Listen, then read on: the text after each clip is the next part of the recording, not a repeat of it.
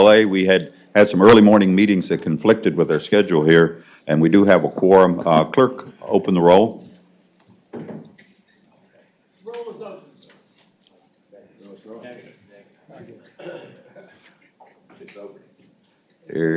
There you go. Bing.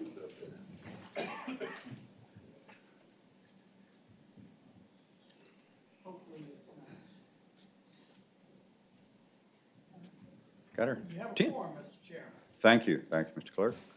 Good morning, everyone. We have a large docket this morning, so I would ask those that are speaking to bills, particularly if we've worked it out, not to labor too long with your remarks. We don't want to be discourteous, but we're going to try to be very efficient and clear our docket this morning, because we will have a heavy docket this morning, tomorrow morning, and we're already seeing the need for a meeting Thursday afternoon to deal with some of the bills, particularly related to revenue resources. So with that, Senator Chafin, I believe you're first up. Thank you, Mr. Chairman. I'll take up Senate Bill 1268 first. This legislation serves to utilize for the coalfield localities monies in two funds that are held by DMME. The bill has basically two components. The first one would establish a coalfield elderly assistance fund to support the payment of heating bills for the elderly. Currently, the escheatment fund at DME holds monies from checks that have not been cashed. After 5 years, they escheat to the literary fund.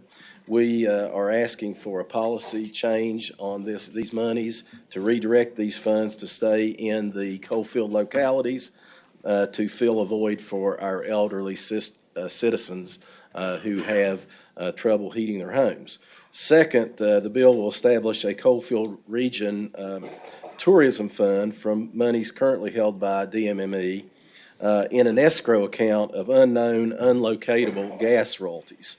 Any monies over a minimum balance of $500,000 will be available for disbursement equally to the Southwest Regional Recreation Authority, which is the Spearhead Trails, and the Heart of Appalachia Tourism Authority. Both are authorities of the Commonwealth of Virginia. So for 25 years, the funding for Heart of Appalachia has come from DMME with civil penalties from coal mining, but with the contraction in the coal industry, these funds have sort of dried up. So in an effort to provide an alternative funding source, this bill would make available to Heart of Appalachia the unknown, unlocatable dollars, which will continue to sustain their budget.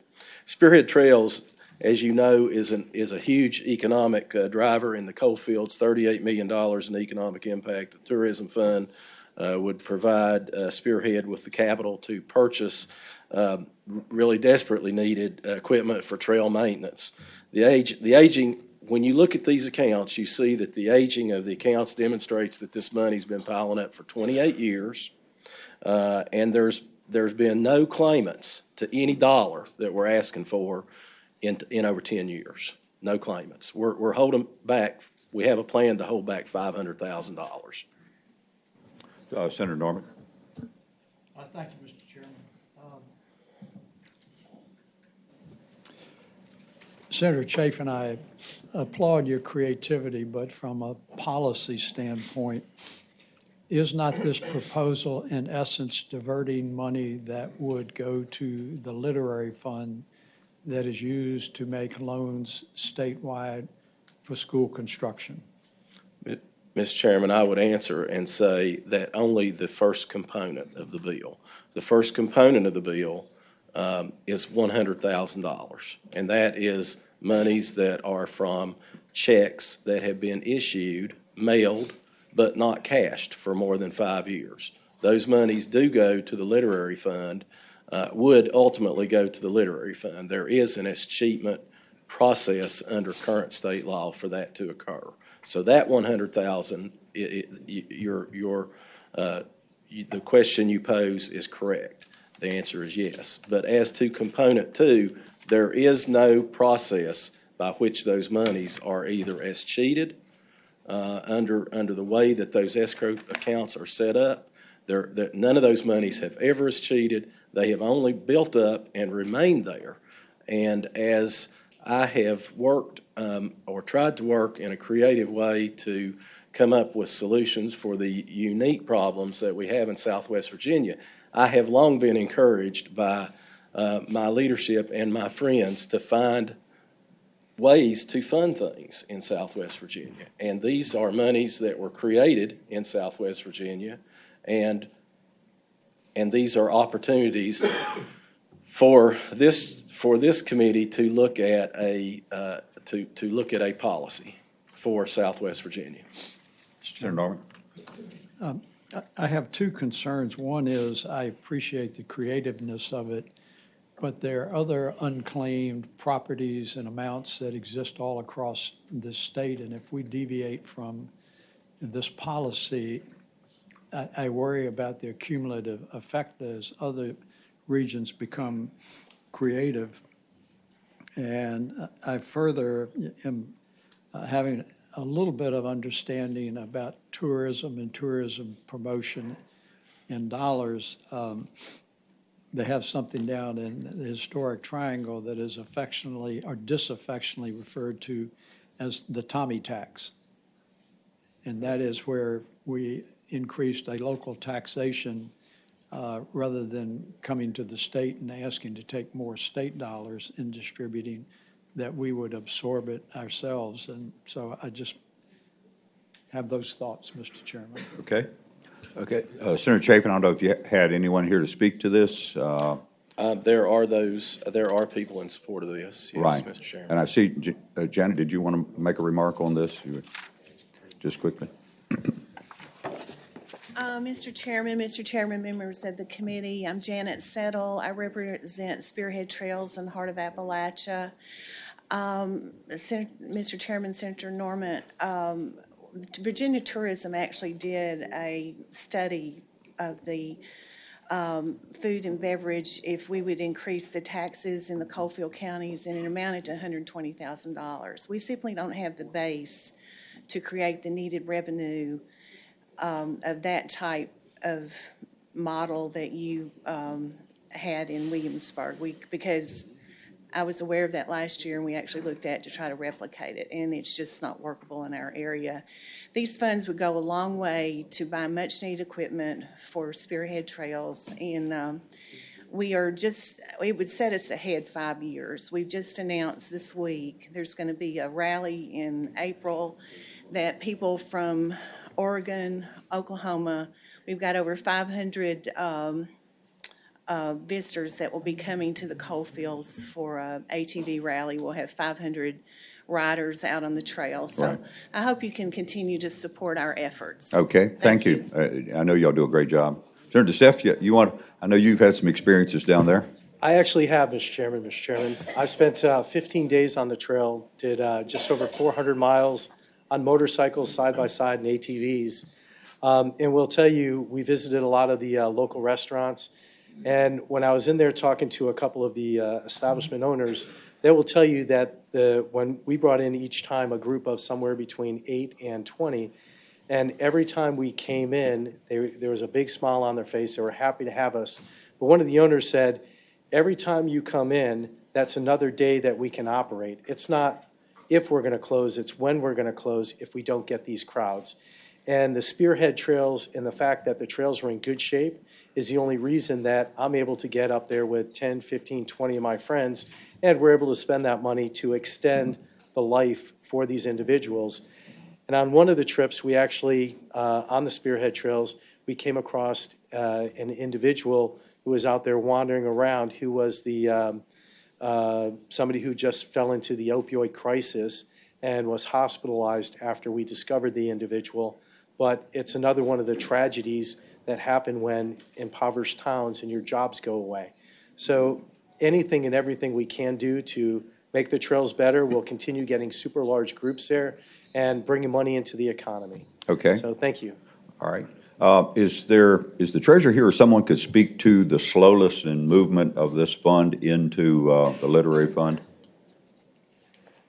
Good morning, Vicki Bridgman. I'm the Director of Unclaimed Property at Treasury.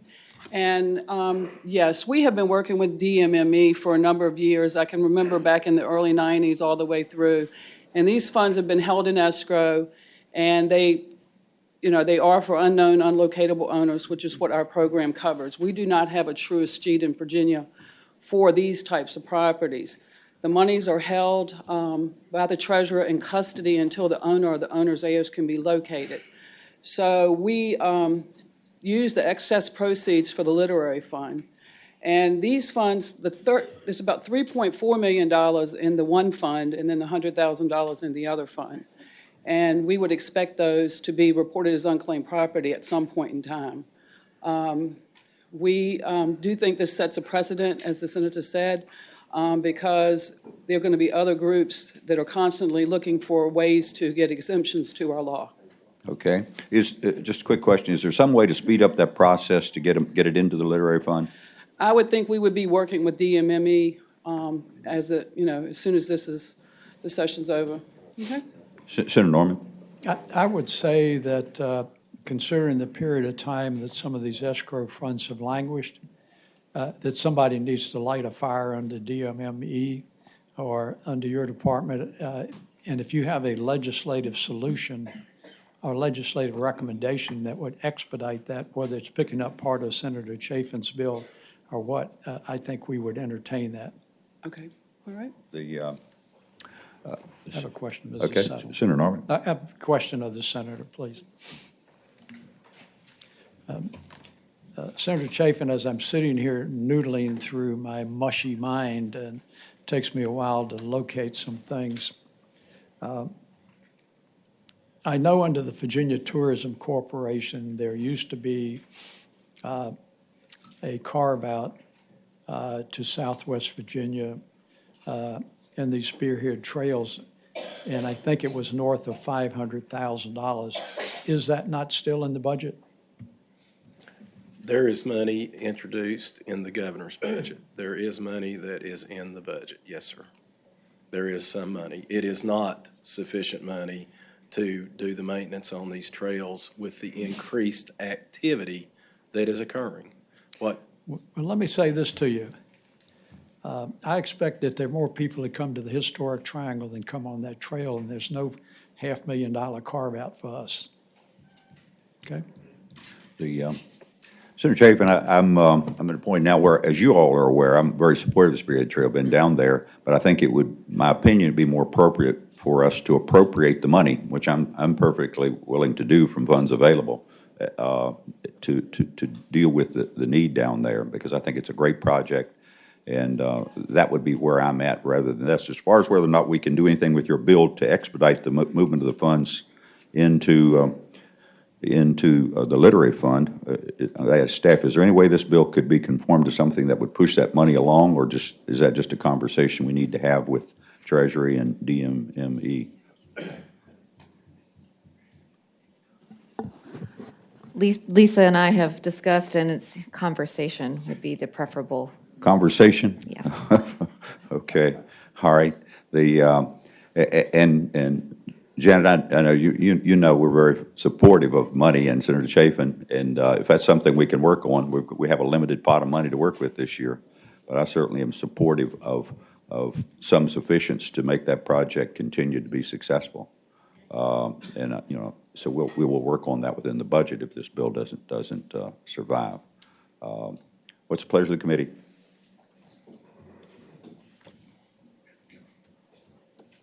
I move to pass the bill. Is there a second? Motion properly supported. Any further discussion? Hearing none, clerk open the roll.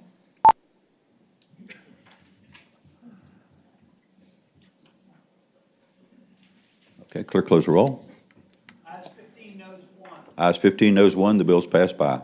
Thank you, Senator Chafin. I believe you have another one. yes, I do, Mr. Chairman. Just remember, we were nice to you last week. I do recall that, but my requests were much smaller last week. Mr. Chairman, this is Senate Bill 1658, and there is an amendment. Okay. We'd be pleased to hear the amendment. Mr. Chairman, on line 77 of the introduced bill, after "of the," strike disbursements from the fund for a fiscal year and insert available balance from the taxable portion of the fund as of July 1, 2019. This was a technical amendment Okay. from All right. Treasury. All right, that's a technical amendment there. Is there a motion to adopt that? The second? Motion properly supported. All those in favor signify by saying aye. Aye. Any opposed? All right, the bill is in front of us. Senator Chapin? Mr. Chairman, this is another effort to try to change policy a bit in order to leverage dollars in Southwest Virginia. This bill simply authorizes the Tobacco Commission to reinvest 10% of annual disbursements in venture capital funds that are approved by the Department of Taxation. The goal of the legislation is to allow the commission to better leverage its money in the hopes to increase the longevity of that fund and to work with projects that are there within the tobacco footprint. Okay. Anyone here to speak to this bill otherwise? Anyone here in opposition to this bill? I don't believe there's any opposition. Right, there are some of us that are concerned with the overall operation of the ticker fund as the way it was set up. And it has wandered a little bit over the years. But as far as this, I'm not sure that there would be any strong reason not to support this. Does anyone else have a different opinion? Okay. Motion's properly supported to report the bill. That is Senate Bill 1658. Any further discussion? Hearing none, clerk open the roll. Close the roll. Ayes 16, no zero. Ayes 16, no zero. The bill is passed.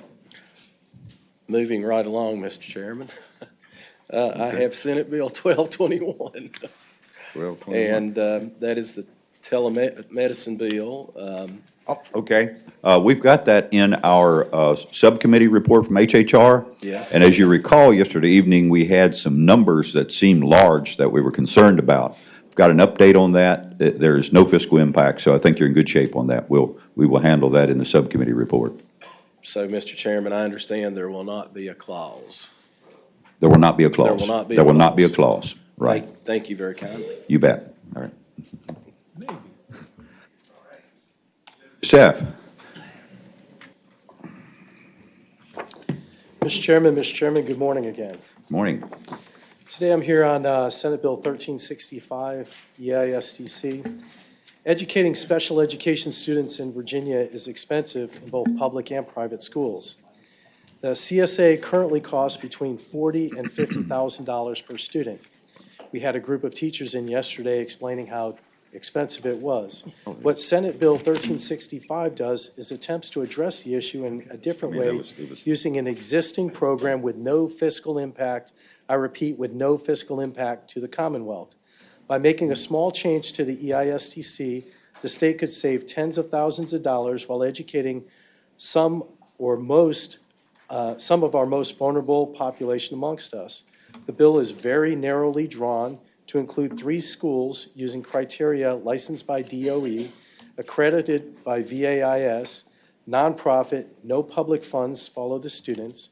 The pilot idea can provide the data needed to determine if this option is a viable option for the future. If the program doesn't work, well, it sunsets in 2028. But the bill increases per pupil funding from 100 to 300% to help offset the higher tuition for education for our special education schools like Chesapeake Bay Academy. And Mr. Chairman, I have a couple of folks to speak for this year. Okay. Be glad to hear briefly from a couple folks. Good morning. Good morning. I had the pleasure to speak with you last year on this bill. My name is Dr. Judy Jankowski. I am the head of school at Chesapeake Bay Academy, and I thank you for considering this bill. The children that my school serves are children on the autism spectrum, children with ADHD, dyslexia, all of the students that would be served through this program come to the school with an individualized education program. These are therefore some of the most expensive children to educate, whether in the public or the private sector. So the plan here is to provide the additional supports that a school like mine, New Vistas School, and North Star Academy in the Richmond area provide for our students. Just a quick overview just of financially of what we're providing. So in 2017, the number of students that we were serving through the EISTC program was about 42. When you look at what their full tuition is, it runs approximately $700,000. We were able to raise, utilizing EISTC funds, $225,000. That leaves a large delta. So what we're asking for is when students are attending mainstream schools and they receive the benefit of an EISTC scholarship, basically their tuition is virtually 100% covered. This will not do that. Even if we go from 100% of the SOQ per student to 300% of the SOQ per student, that is still leaving a burden of $10,000 per child for my school or other schools like them to raise. So this is certainly not a program that is going to cover all of the costs in any way, shape, or form, but it will assist schools like my own who are serving students who have quite expensive needs. Okay, We are making that a possibility for them. okay, very good. Thank you for presenting, and appreciate that. Anyone else to speak for the bill? Anyone in opposition to the bill? It's okay. I expect it every year. Mr. Chairman and members of the committee, Carol Nago with the League of Women Voters. And we appreciate the special needs of the children and the expense, but we do have a concern in general for the EISTC program in that the donors get a 65% tax credit, a charitable donation deduction federally and state, which does affect what's in the general revenue. Okay. So therefore, we would oppose expansion of it. Okay, thank you. Good morning. Morning. Mr. Chairman, Tom Smith, Superintendent's Association. We're also opposed to this. We've been continually opposed to the tax credit process since this began, and including the ones for the special ed students. There is a process to determine where and who should pay for those outside of this, and we believe that that's the best route to take. Okay, thank you. Morning, Mr. Chairman, members of the morning. committee. I'm Lisa Stibe with the Virginia Education Association. We have a long history of opposing this tax credit program. Tax credits are lost state revenues, and last year this program alone cost $11 million in tax credits. These are funds that could have been used to provide additional services to our most vulnerable 4-year-olds. These programs are marketed for children in poverty, but families making up to 400% of the poverty rate can qualify for the program. Donors to these scholarships, as was mentioned, enjoy a significant tax break, and some can, in fact, profit off of their donation when they submit it as their part of their federal or claim the federal deduction. So we believe this is just another way of funneling state dollars to private schools under the guise of helping students in poverty, and we expose even a limited expansion of this program. Okay, Thank you. thank you.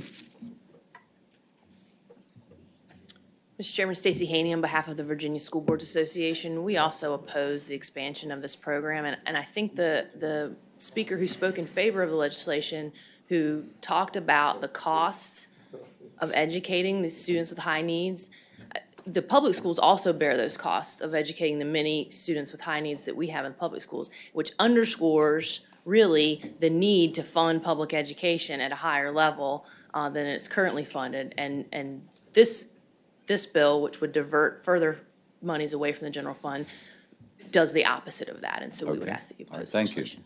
All right, Senator DeSteph. Mr. Chairman, I'm going to wrap it up pretty quick. Okay, So if we educate these students in public schools, it costs between $40,000 and $50,000. If we educate them in private schools, it costs $25,000. In a private school like Chesapeake Bay Academy, you're going to get a more focused program for that special needs child. So, Mr. Chairman, this does save money over the long run. Our teachers need the money. I understand that. But instead of spending $41,000 to $50,000 to educate that student, I'm here to say that our schools can use that money to find other resources. This is a way to help pay that $25,000 and save overall the Commonwealth money, and there is no fiscal impact to the state budget on this. okay, thank you. Thank you, Mr. Chairman. Where was that? Mr. Chairman. Oh, Senator Wagner. That wasn't me, but I'll go ahead and speak. I have an in-depth familiarity with this school, and I will tell you something, they do some amazing work. This is a minor hit. This is a minor change to a program that we agreed a long time ago to put into place. It's resulted in significant dollars being raised to support some programs, to give some alternatives, to give some outs for people who are just not the public school, as best as they tried, just cannot offer the type of one-on-one participation that this school provides. I have real personal experience with a daughter of mine, and I will tell you that this program in this school offered some relief, some real relief and concerns that my wife and I shared for my daughter's future. They were able to turn my daughter's life around, and what we're trying to do is open up this opportunity with those with less means than some of us have, to be able to have that same opportunity and experience and allow that opportunity. And so I would hope that we would support this bill, and I would move to report. Is there a second? Second. Motion properly supported. Just a refresher, we're all very familiar with this. It's capped at $25 million. It's undersubscribed somewhere between $8 and $11 million per year. Further discussion? Mr. Chairman, Senator Robinson. if I can just say that when we adopted this program to begin with, one of the primary criticisms of it was that it was not adequately addressing the kids who were being left behind with special needs in the public schools. This is a step that frankly addresses one of the major criticisms of the program to begin with. It makes it better from the perspective of those who opposed it originally. I was really disappointed to see some of the opposition step up today, because this addresses some of the very issues that the very same organizations brought to us when this program was initiated. I think this is a creative approach that's going to provide important services to a community that really needs it. So I think this is an excellent bill. Further discussion? Motion's for us. Clerk, open the roll.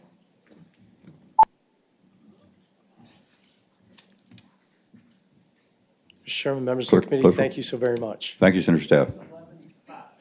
All right, the bill is reported. All right. Senator Cosgrove. Good morning, Mr. Chairman. Good morning. Mr. Chairman, I have Senate Bill 1656 for your consideration this morning. 1656, okay. Mr. Chairman, this bill would extend the provisions of the code section to eligible properties in the Virginia Beach, Norfolk, Newport News MSA. Basically, these properties which have an income tax credit for landlords are currently in the Richmond MSA who rent to eligible properties and holders of house choice vouchers. Mr. Chairman, there is $250,000 set aside for these vouchers. Currently, they are vastly underutilized. I think Richmond is the only MSA that's actually using them right now.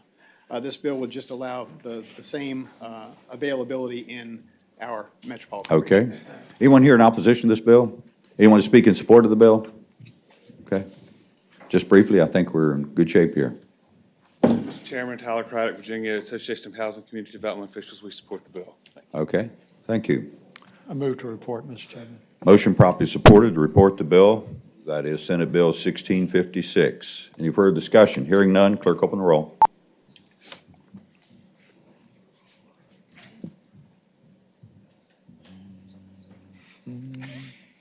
What would you?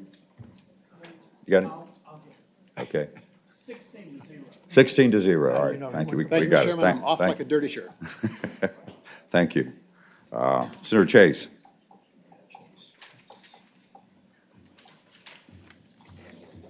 Thank you, Mr. Chairman, members of the committee.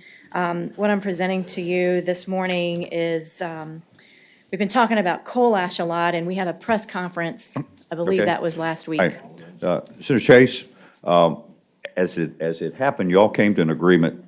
Senator Wagner had a bill yesterday in Commerce and Labor. I would like to address that, if that's okay. Okay, well, here's where we're at with that, and I'll allow you to do that. His bill will be on the docket tomorrow.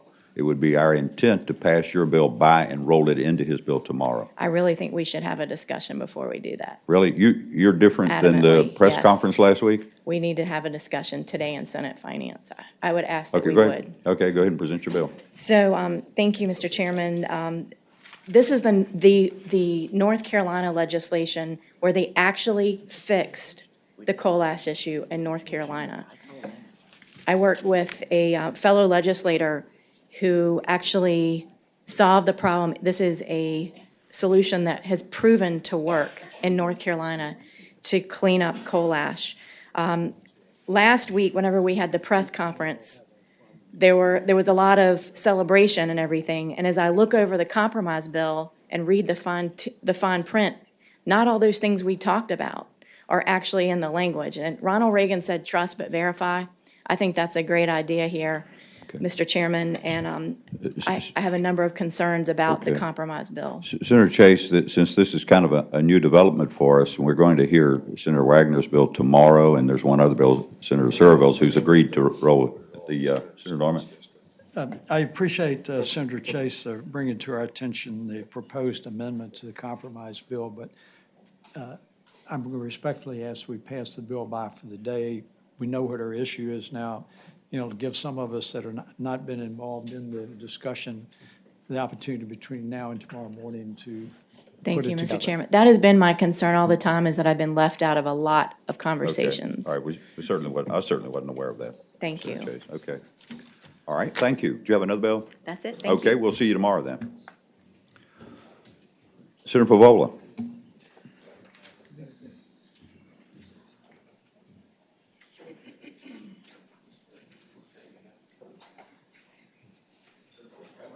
Favola's not in the room. Senator Deeds. Senator Deeds had a bill that actually is in good shape. It's going to be rolled together with a bill that I have later when we take up my bill, so we'll go by that as well. Senator Stanley? Senator Edwards? Is there anyone in the room? Okay, we may need to move forward with a committee report. That would be good. You got one? Okay, you're gonna do it?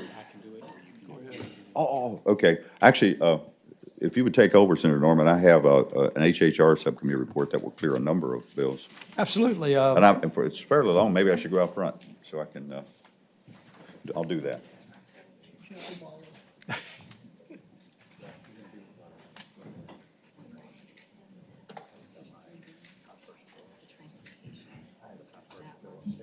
Well, we're not doing transportation bills right now, are we? Okay. Senator Hanger, before I do that, looking at the sheets that we have that guide our work, if there are anyone in the audience who is interested in Senate Bill 1470, Senate Bill 1322, or Senate Bill 1716, all three of those deal with transportation issues, and the Transportation Subcommittee is going to take those up, so we will not be addressing those this morning. So it's Senate Bill 1730, Senate Bill 1470, I missed one, Senate Bill 1322, and Senate Bill 1716 will be taken up in subcommittee. All right, Mr. Chairman. All right, thank you. You have a HHR Subcommittee report, sir. Thank you, Mr. Chairman, members of the committee. HHR had a fairly productive meeting last night. And I will be as efficient as I can with the bills in front of us. The first bill, Senate Bill 1071, Senator Peaks was proposing that we would prohibit the closure of the Central Virginia Trading Center. It was the consensus of the committee to pass that bill by, but it was just an understanding, Mr. Chairman, that we do have an ongoing dialogue with a proposal that could develop into some facility that we would maintain in Madison Heights there, but we thought that it would be inappropriate to just basically stop the process here. So the recommendation from the subcommittee was that the bill be passed by, and I would so move. Excuse me, it's been moved and seconded that Senator Peaks' bill be passed by indefinitely. Is that right, sir? Right, 1071. Yes, sir. Is there a second? Okay. It's been moved and seconded. Is there any discussion? Hearing none, all in favor signify by saying aye. Aye. I apologize. I keep forgetting. If you'd open the roll, sir.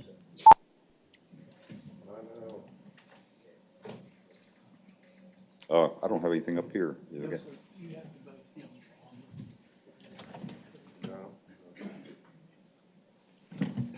Okay. 16-0. Thank you, sir. Your next bill. Okay, Senator Peake had Senate Bill 1072, training center definition. The issue there goes back to the use of Hiram Davis Medical Center, where previously some of the residents of the Central Virginia Training Center had been transferred there. The subcommittee agreed this time. We've had this issue before, which we failed to advance, and we now support this bill to clarify the definition of a training center. So I would move that we report Senate Bill 1072. Okay. Is there a second? It's been moved and seconded that Senate Bill 1072 be reported. Is there any discussion? If not, if you'd open the roll, please, sir. Okay, good. Thank you.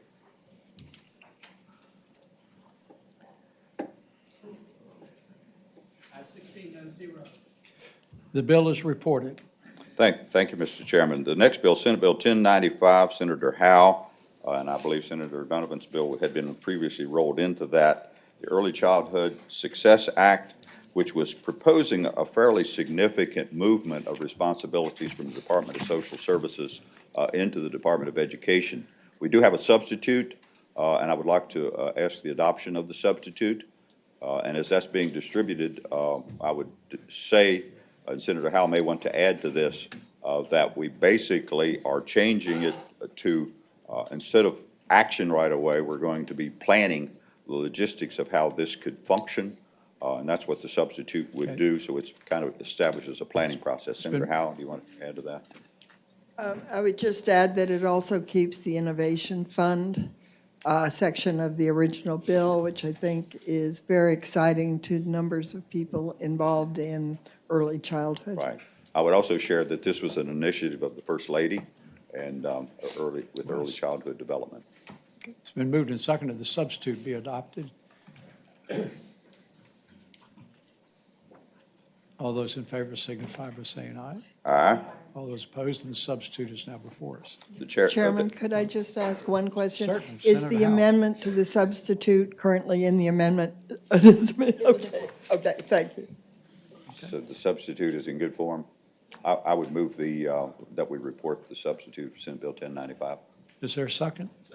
Okay. It's moved and seconded that this amendment in the nature of substitute to Senate Bill 1095 be reported. Is there any discussion? If not, open the roll, please, sir.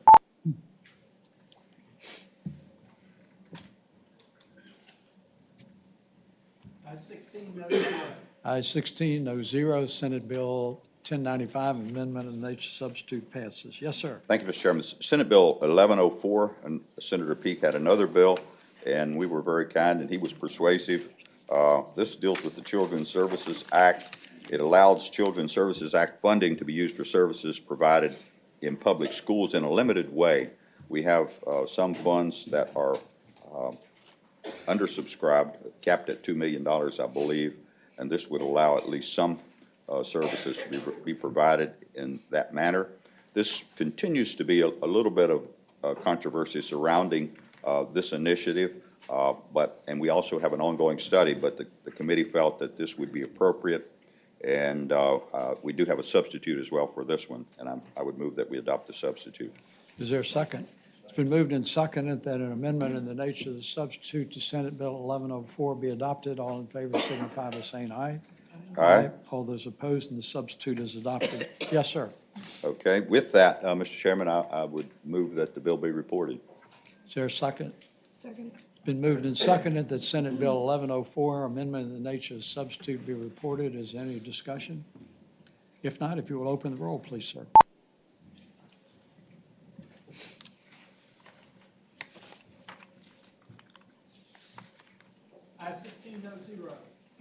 Aye 16, no zero. The amendment in the nature of a substitute to Senate Bill 1104 is reported. Yes, sir. Mr. Chairman, Senate Bill 1129, Senator Locke's bill, deals with food stamp eligibility for drug-related felonies. We have dealt with this previously. There's always a bit of controversy about this, but it would allow individuals with prior conviction of a drug felony to be eligible for food stamps and TANF. It would require some general fund expenditure, and for that reason, it was the will of the subcommittee to adopt the clause, so I would move we place the financial contingency clause on this bill.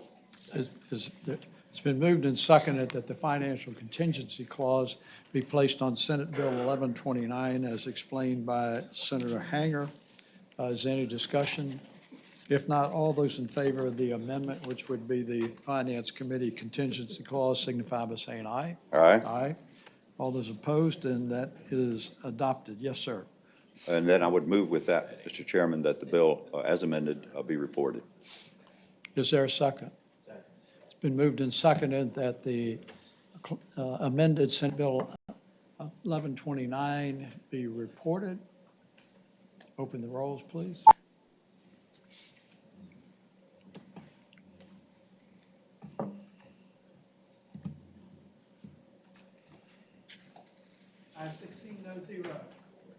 Aye 16, no zero, and the amended Senate Bill 1129 is reported. Thank you, Mr. Chairman. Senate Bill 1145, Senator Favola, would allow VIEW participants in post-secondary education to qualify for 12 months of transitional child care.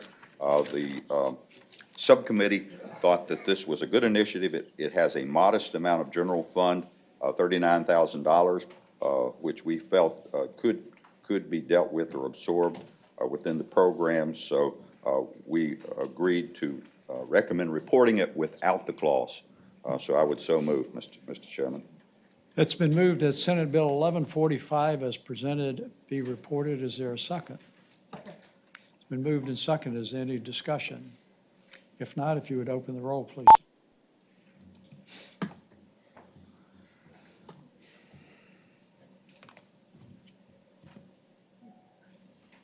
16, no zero. The vote is a 16 to 0 to report Senate Bill 1145, and it is reported. Yes, sir. Thank you, Mr. Chairman. Senate Bill 1216, Senator Newman, would make the all-payer claims database mandatory. This has been successful but voluntary, and with the impact of this bill, there would be some shifting of costs to the state, $1.2 million. And so the committee recommended that we adopt the clause, and I would so move. It's been moved that Senate Bill 1216 be amended by adding the Senate financial contingency clause. Is there a second? Second. It's been moved and seconded. All those in favor of adopting the Finance Committee's financial contingency clause signify by saying aye. Aye. All those opposed, and that clause is adopted. Yes, sir. Mr. Chairman, it was a consensus of the committee that this is something that we really should do, even though it's $1.2 million. And so we're going to be trying to find $1.2 million to do this as we've added the clause. But I would move that Senate Bill 1216 be reported. Is there a second? Second. Been moved and seconded that Senate Bill 1216 as amended passes. Any discussion? If not, open the roll, please, sir.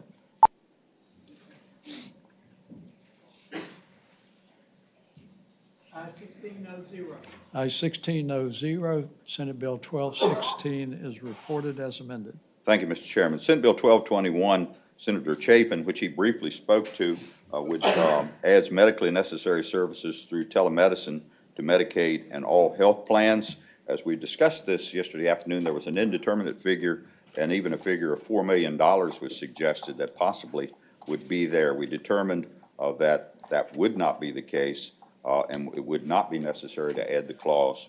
So I would move that the bill be reported without clause. Is there a second? It's been moved and seconded that Senate Bill 1221 be reported as presented. Is there any discussion? If not, you'd open the roll, please, sir.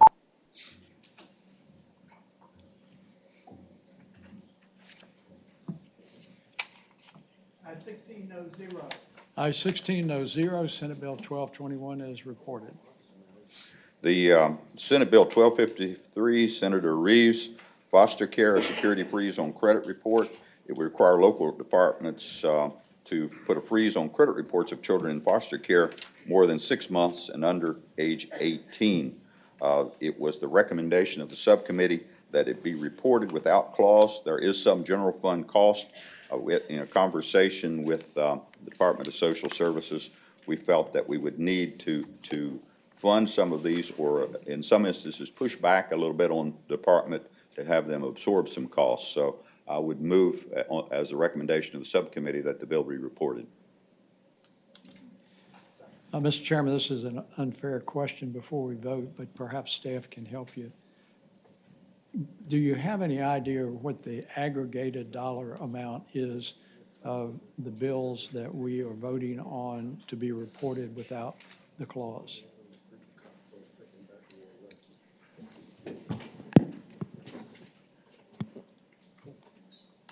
Specifically, Come on, Michael. Come on. specifically for HHR, is that what? HHR only. Oh, here we go. Mr. Chairman, I'd have to total up. There's a few that have the clause and a few that I'm don't. not interested in the clause. I'm interested in those that we are reporting without a clause. That we've reported so far without the clause. 39, 200. The big one, of course, is the all claims database, 1.2 million. This one has 176,000. The other one was 39,000. So we're talking about 1.4 million right there. Right, but the all payer claims database actually has the clause. Mm-hmm. That's So right. We it's put the the, clause it's on the it, view didn't we? So it's just transitional, right. right. Okay. That one was 40,000. This one is about 176,000. And I think a few will come up. I mean, I think in total it's less than 500,000. Okay. And one of the issues with it is really that this is a standard thing that they do for bills that increase. You don't need to justify it. I'm just trying to get a perspective on it, because in case you haven't heard, the discretionary spending is going to be fairly tight. Okay, excuse me for interrupting. I apologize for putting you on the spot. Go ahead, Senator Hanger. Thank you. No, fair question. And actually, we did put the clause on the all claims database. So Well, it that's is- kind of what triggered me, because I thought we Right. had put the clause on it. Right, and- but it was a big chunk, big chunk. All right, we are on Senate Bill 1253. Yes, sir. And there was a feeling to a certain extent that it was indeterminate, rather than 176,000, that it possibly could be absorbed. But we're going to deal with that on our spreadsheets as in our subcommittee report for the budget. So I would move that the bill be reported. Okay. It's been moved and seconded that Senate Bill 1253, which includes the financial contingency clause, be reported. Any discussion? If not, open the roll, please, sir.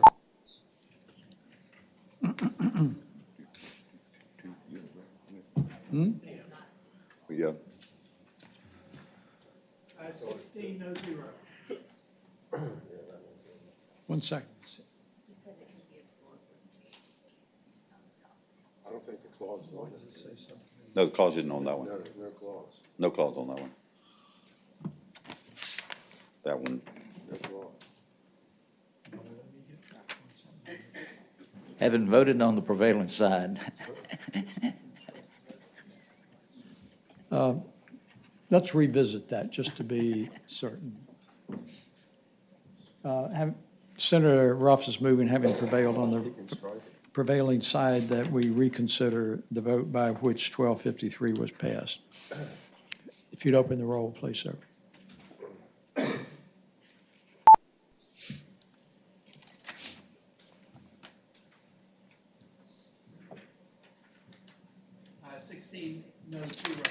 Ayes 16, no zero, reconsideration. Does someone want to move to put the clause on it? And it's not meant to be damaging, but just to make sure we're within the resources and the aggregation. That would be fine. Mr. Chairman, I would move that the clause be added.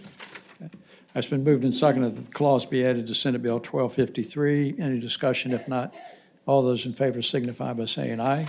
Aye. All those opposed, the clause is adopted. Senator Hanger moves and Senator Howell seconds that Senate Bill 1253 be reported as amended. Any discussion? Hearing none, open the roll.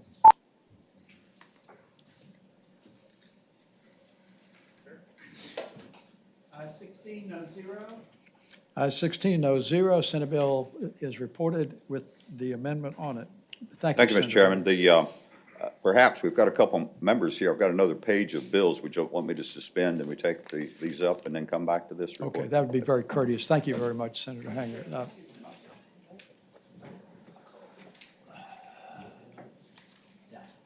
I'm looking at the list here that Senator Hanger has. Senator Deeds, I think, was next. Senator Deeds, did you have a bill to be addressed, or is this the one that is going to be rolled together? I have one on the docket. There was one that's going to be rolled.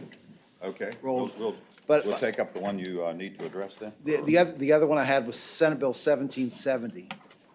1770 came about out of my concern over the tolling bill that had been introduced for Interstate 81. I think the tolling bill was inevitable. After House Bill 2313 passed in 2013, when we balkanized the transportation system, when we decided we weren't a Commonwealth. Senator. 1770? Is that the one, 1770? Yeah. 1770. Okay, yes. 1770, I believe, out of the room. We're going to have that in Senator Wagner's subcommittee tomorrow afternoon. Okay. And your other one is in good shape? Okay. Okay. That's fine. Thank you, Senator Deeds. Sorry about that. Senator Stanley? Morning, Mr. Chairman.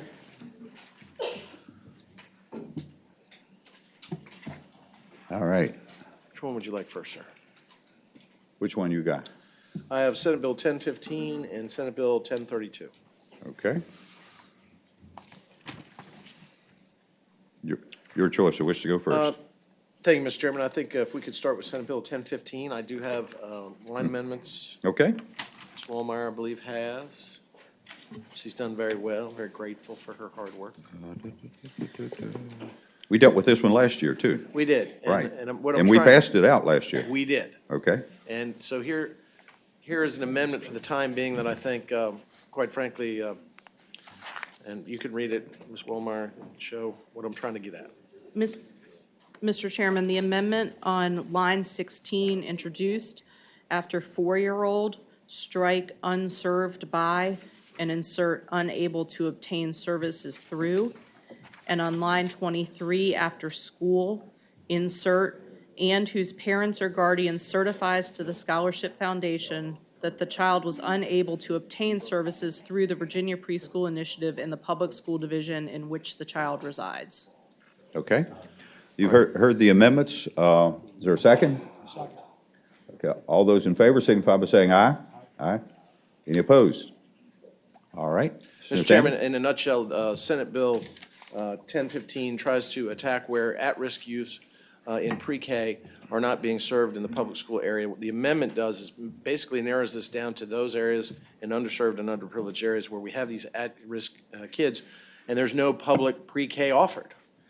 This is with a view to trying to get it ultimately through the House and win approval, because I think it's important for those children where there is no public pre-K offered to still have an ability to go to pre-K using these scholarships to private schools that offer pre-kindergarten classes.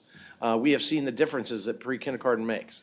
I am one of those Republicans that believes universal pre-K is a good way to go, especially in our rural, underserved areas and our inner cities as well. If we don't capture them at 4, we may lose them forever. If we get them in love with learning and have them love that learning that they're given, then we really are going to be very productive for these children. I have seen it, and so what we're trying to do is make sure that those children, because it will give them that head start when they get to Mr. Chairman, I kindergarten. move to report. I wasn't finished. Motion properly Yes, you were. support. Okay. Yes, you All were. right, okay. All right. Is there discussion on the motion? Well, and I think there would be, this is the Education Improvement Scholarship Program. There would be some people who would have a different opinion about this Right. probably, but we understand the issue. The motion properly in front of us to report the bill, that is Senate Bill 1015 as amended. Clerk, open the roll.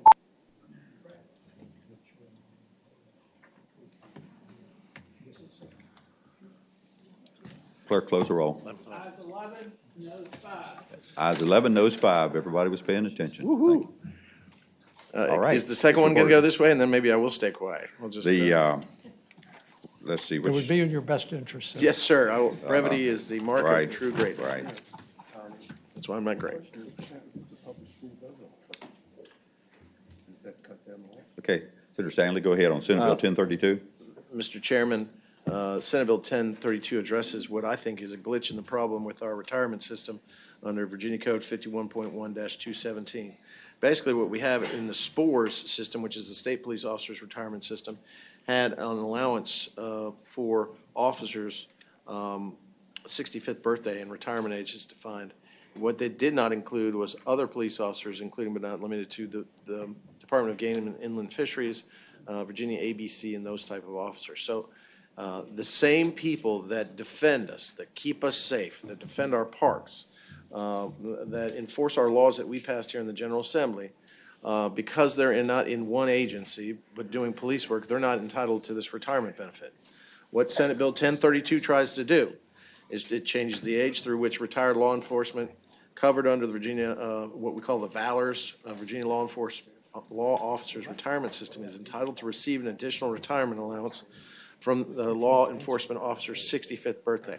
So right now, they're not included in what every other police officer in Virginia has. Now, Mr. Chairman, I am disappointed by perhaps what I think is an overly generous $2 million, $2.5 million budget amendment or fiscal impact statement. And I've put a budget amendment in on both sides for this, maybe not this amount. But ultimately, we see that this is a very small and finite group of officers who've been unfairly treated by Virginia through what I think is a Scrivener's error. And this wrong needs to be righted. And I know there's some officers here that'd like to speak to it, but I think it's a very small class. It's not going to be an expanding class. And I think this addresses a need that's very important. Thank you. Pleased to hear some brief comments from supporters of the bill.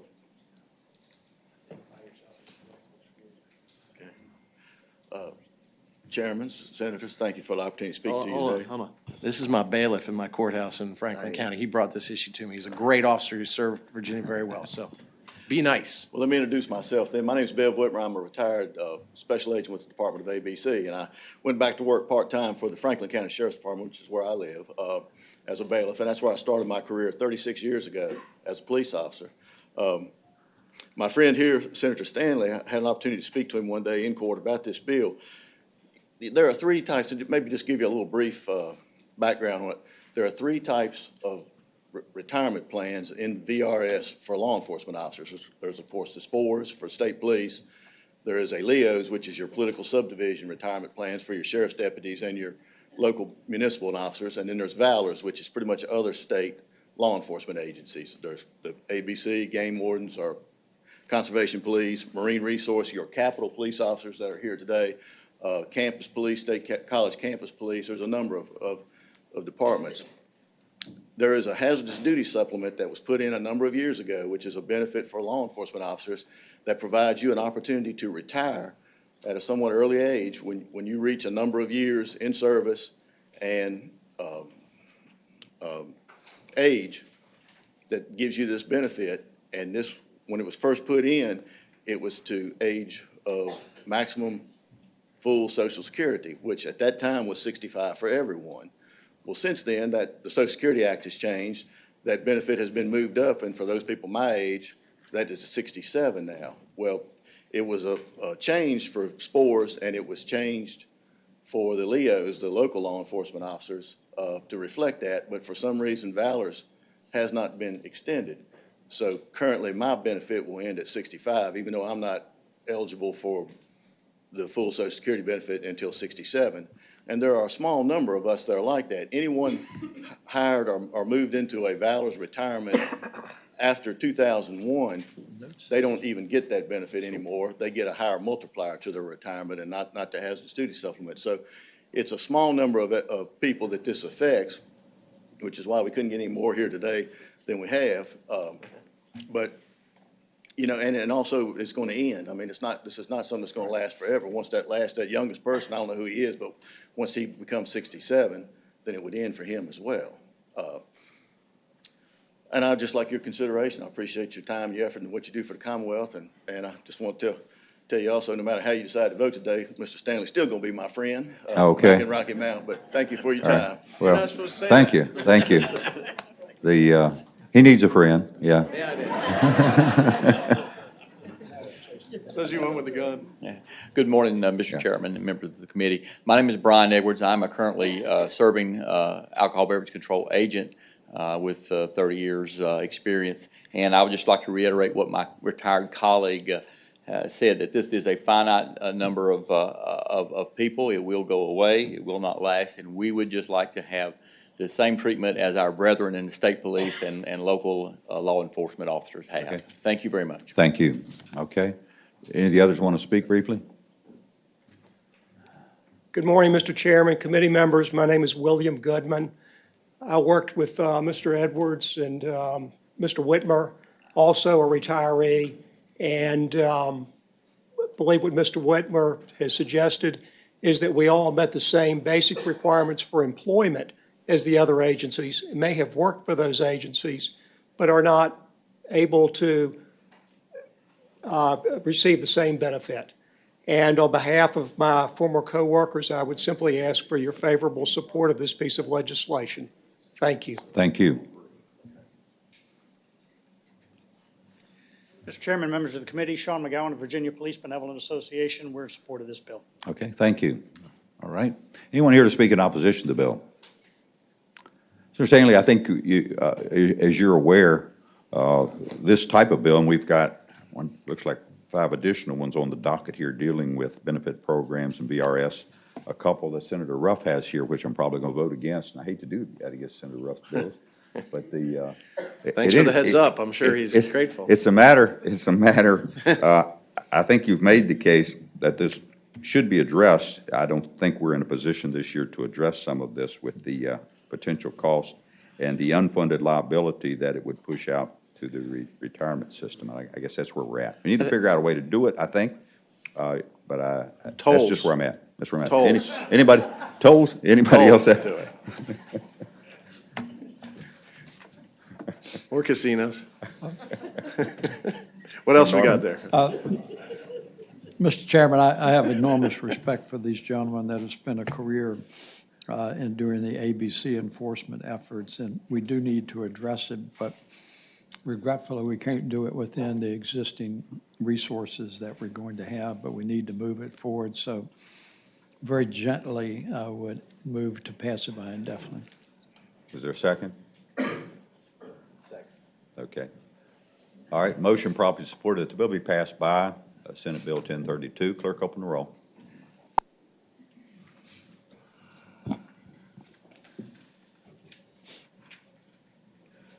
Okay, clerk, close the roll. Ayes 15-0, the bill's passed by. Thank you, Mr. Chairman. I will tell you, these men and women deserve this, and I'll be back. Okay. I'm not going to give up on this. All right, good. I think the effort should be there, yeah. Thank you. Okay, thank you all for being here on that issue today. Okay, Senator Favola in here now, or any other member in here now? Oh, okay, there's Senator Mason. Senator Mason. Uh-huh. Senator Mason. Yes, sir, Mr. Chairman. I have, I believe, 1679 and 1413. Your choice, Mr. Chairman. What would you like, sir? 1679 is Family First. We discussed yesterday in your subcommittee. Yes, we're okay with that. We will act on that Yes, sir. Here shortly. we'll take care of that one for you. Okay, so, but let's back down and go to 1413? 1413? Okay, Mr. Chairman, 1413 is the product of a year-long work with an oyster aquaculture subgroup that we tried to have representatives from all areas to talk through how we're doing what we're doing. This bill kind of targets an approach at some bad actors. And the analogy I use is if you had a big oyster farm that was this committee room, we got people buying up the hallway down the side and the area outside, just, you know, for a variety of purposes. So there are two components to this bill speak to the benefits of shellfish aquaculture, as well as raises some of the fees that haven't been raised since I believe the years when I was born. So. I see the secretary here. Do you want to speak briefly to this bill, or are you just here for backup, or? Okay. They're always worried about me, Mr. Chairman. Okay. Chairman Hanger, Chairman Norman, members of the committee, thank you. Matt Strickler from the governor's office. Thank Senator Mason for patroning this bill. As he explained it, we've been spending about the last 6 or 7 months working with a group of stakeholders to come up with some, I think, very important common sense reforms to the subaqueous lands management program around shellfish aquaculture to try to reduce some of the user conflicts we've seen between recreational users, waterfront property owners, and the aquaculture industry. Obviously, we support a growing and vibrant shellfish aquaculture industry, but we want to make sure it's done in a way that's limiting some of those conflicts, and we think this bill will do that. Okay. It does increase a couple fees. That's always controversial down there. Is there consensus on this? Consensus in the group, yes, sir. Okay. And there is one group that aren't real happy with some of the language, but believe it or not, they want us to raise the fees more. So okay. Their concern is not there, sir. Senator Norman? Well, the good thing is it is a long and laborious process, and they can try to work it out. I move to report. Okay. Is there a second? Motion properly supported to report Senate Bill 1413. Further discussion? Hearing none, clerk open the roll.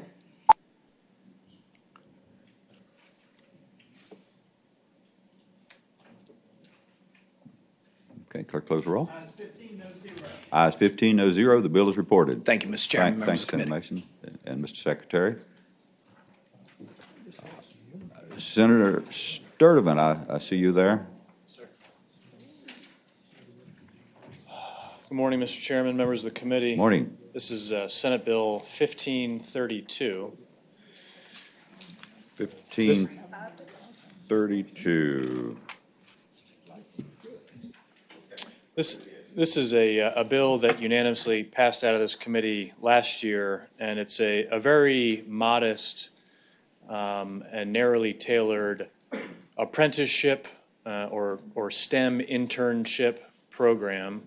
It's one of the things that in my time on school board in the city of Richmond, I saw, we're doing a great job with workforce development around the Commonwealth. One of the things that we're always trying to do is make sure that students who are not going to go on to college have an opportunity to get into a good paying job right out of high school.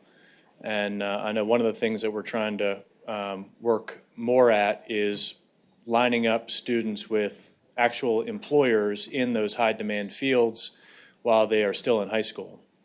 And so what this bill does is it creates a pilot program that is specific just to Richmond City public schools, high school juniors and seniors. And it creates a very modest tax credit for employers in high demand STEM fields so that they can bring on a high school junior or senior for a semester or two. And we help incentivize that by providing this $2,500 a semester tax credit. And the idea being that when these kids are getting on the job training, they're paired up with an employer so that when they graduate, they will hopefully be in the pipeline to a good paying job. Okay. All right. One thing I need to point out right now, which last year we actually did report this out. The difference there is we have a policy in this committee, in the short session, of course, sometimes we break our policies, but that we not take up a new tax credit in the short session. And that's what I'm up against here this morning. I don't know if there's some way that you could turn this into a grant program or something different, but if we were to advance this, it would be in conflict with our policy, and we have several other bills that we're not going to advance for that very same reason. Any member of the committee have a different persuasion? Okay. Did you have anyone here to speak to it? Yes, sir. Good morning, Mr. Chairman. Matthew Stanley, Richmond Public Schools. On behalf of the superintendent of the school board, we appreciate the senator's efforts to create this tax credit program. We'd be happy called under any name, but it does provide some more opportunities for our students. Sure. And gives us an opportunity to address workforce development in the city. Thank you. Right. Okay. Mr. Chairman, members of the committee, Christopher West, representing the Richmond Technology Council, known as RVA Tech.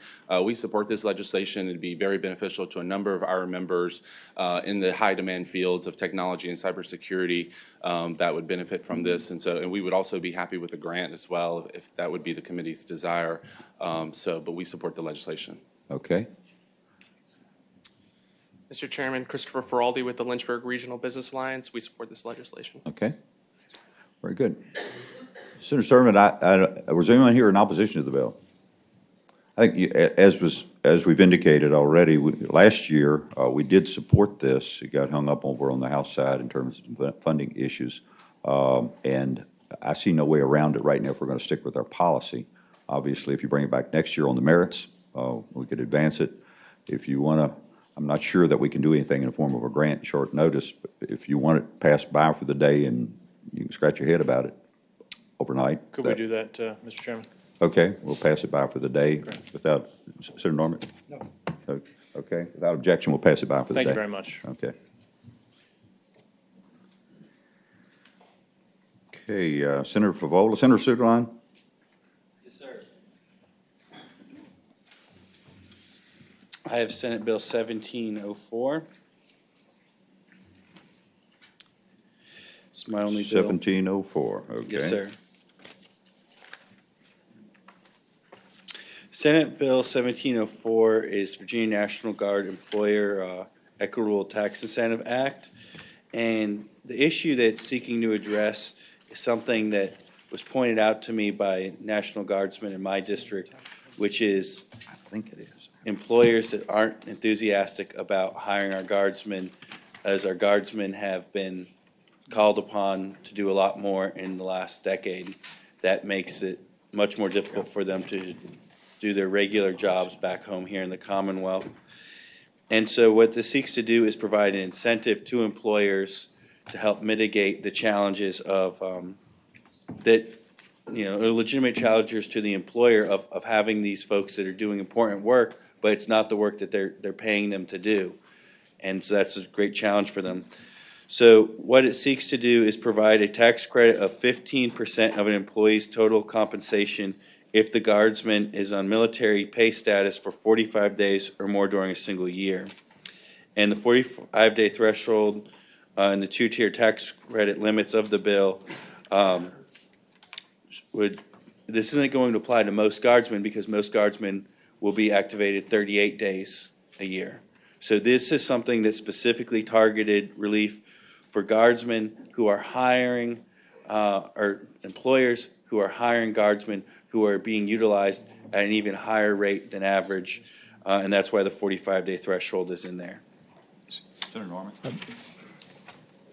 Senator Suderline, I certainly applaud what you're trying to do on the bill, and you may have heard just a moment ago on Senator Sturdivant's bill, and we have a policy, and we tried to distribute a written memo prior to the beginning of the session that in these odd years that we're not taking up tax credit bills, and meaning no harm to your bill, but we have to be consistent.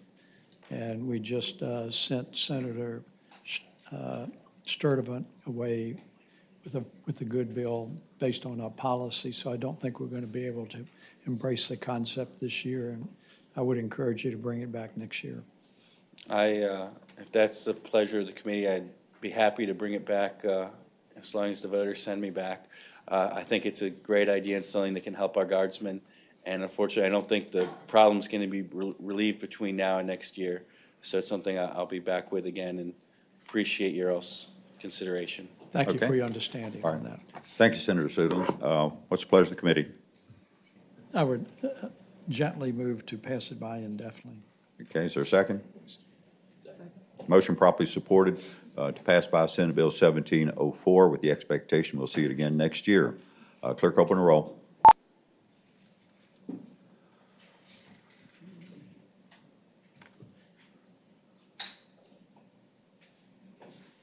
Got it? Ayes 15, no zero. Ayes 15, no zero. The bill's passed by. Thank you. Thank you, Senator Suderland. We have Senate Bill, Senator McDougal, you have Senate Bill 1742. Oh, Senator Favola. No, he's got a witness. Okay. We'll be right with you. I hadn't noticed that you were back in the room. We'll run. Thank you, Mr. Chairman. I do have a local constituent who brought this issue to me, Senate Bill 1742. Mr. Chairman, constituent she and her husband both worked for the state government, retired, had opted, as the code allows, to take health insurance in that 31-day period. As the cost of that health insurance continued to increase, took some other part-time jobs, but her husband wanted to go work for the federal government, so they wanted to switch to that insurance while he was employed and then come back.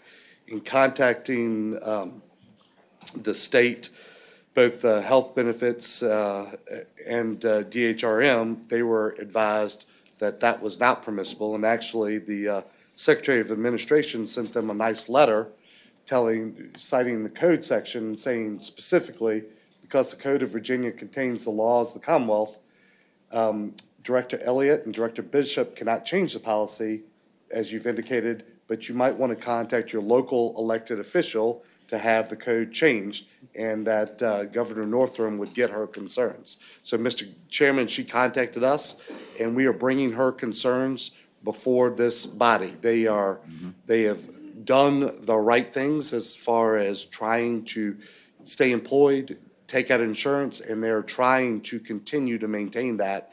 And the flexibility to allow them to be able to work in a federal job after they've retired from the state and then continue to take state insurance after that federal employment has ended would enable them to continue to afford insurance. And I'd ask that you hear from her briefly now. Okay, be pleased to hear.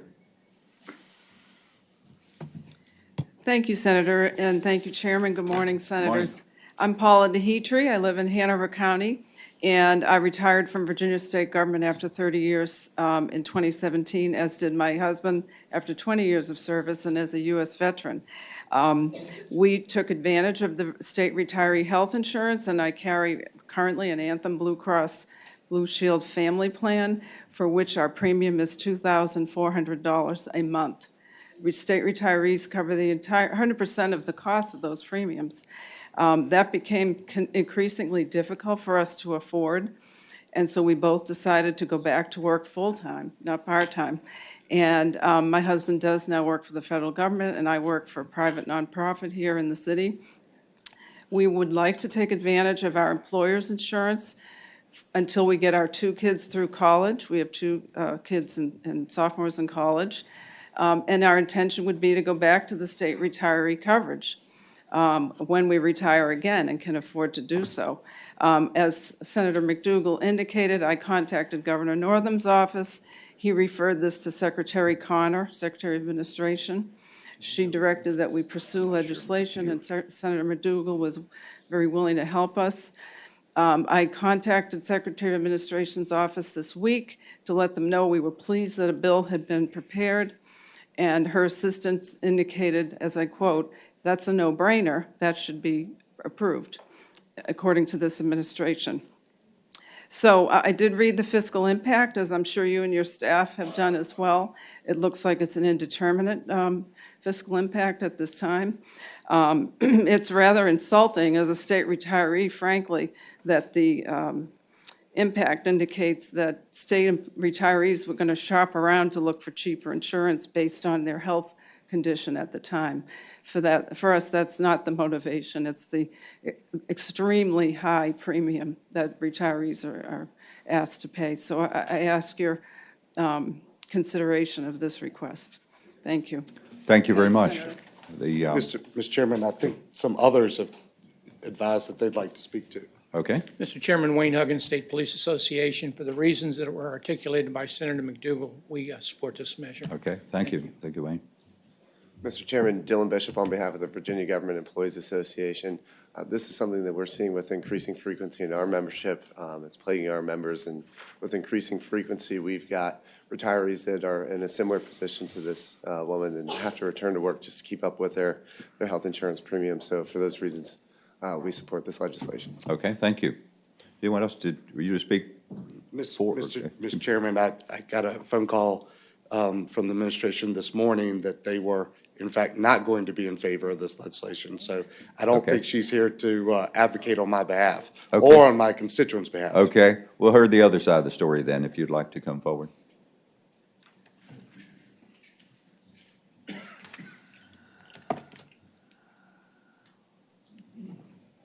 Thank you, Mr. Chairman. My name is Susan Jones. I'm with the Department of Human Resource Management, and I am here to speak in opposition of the bill. And we did get notification last evening from the governor's policy office that the governor is opposing this bill. In response to that, the bill appears to allow retirees to leave the retiree program and then return at a later time. As was stated, currently the Code of Virginia allows a one-time enrollment within 31 days after the retirement date, and no enrollment beyond that point. There is one exception. If you stay in the state program as an active employee, say you have spouses, one who is working, one who is retired, the retiree is allowed to go back to the active program and then resume the retiree coverage upon that retirement with continuous coverage. Continuous coverage being an important underlying concept of a health plan. So what is the reason for this?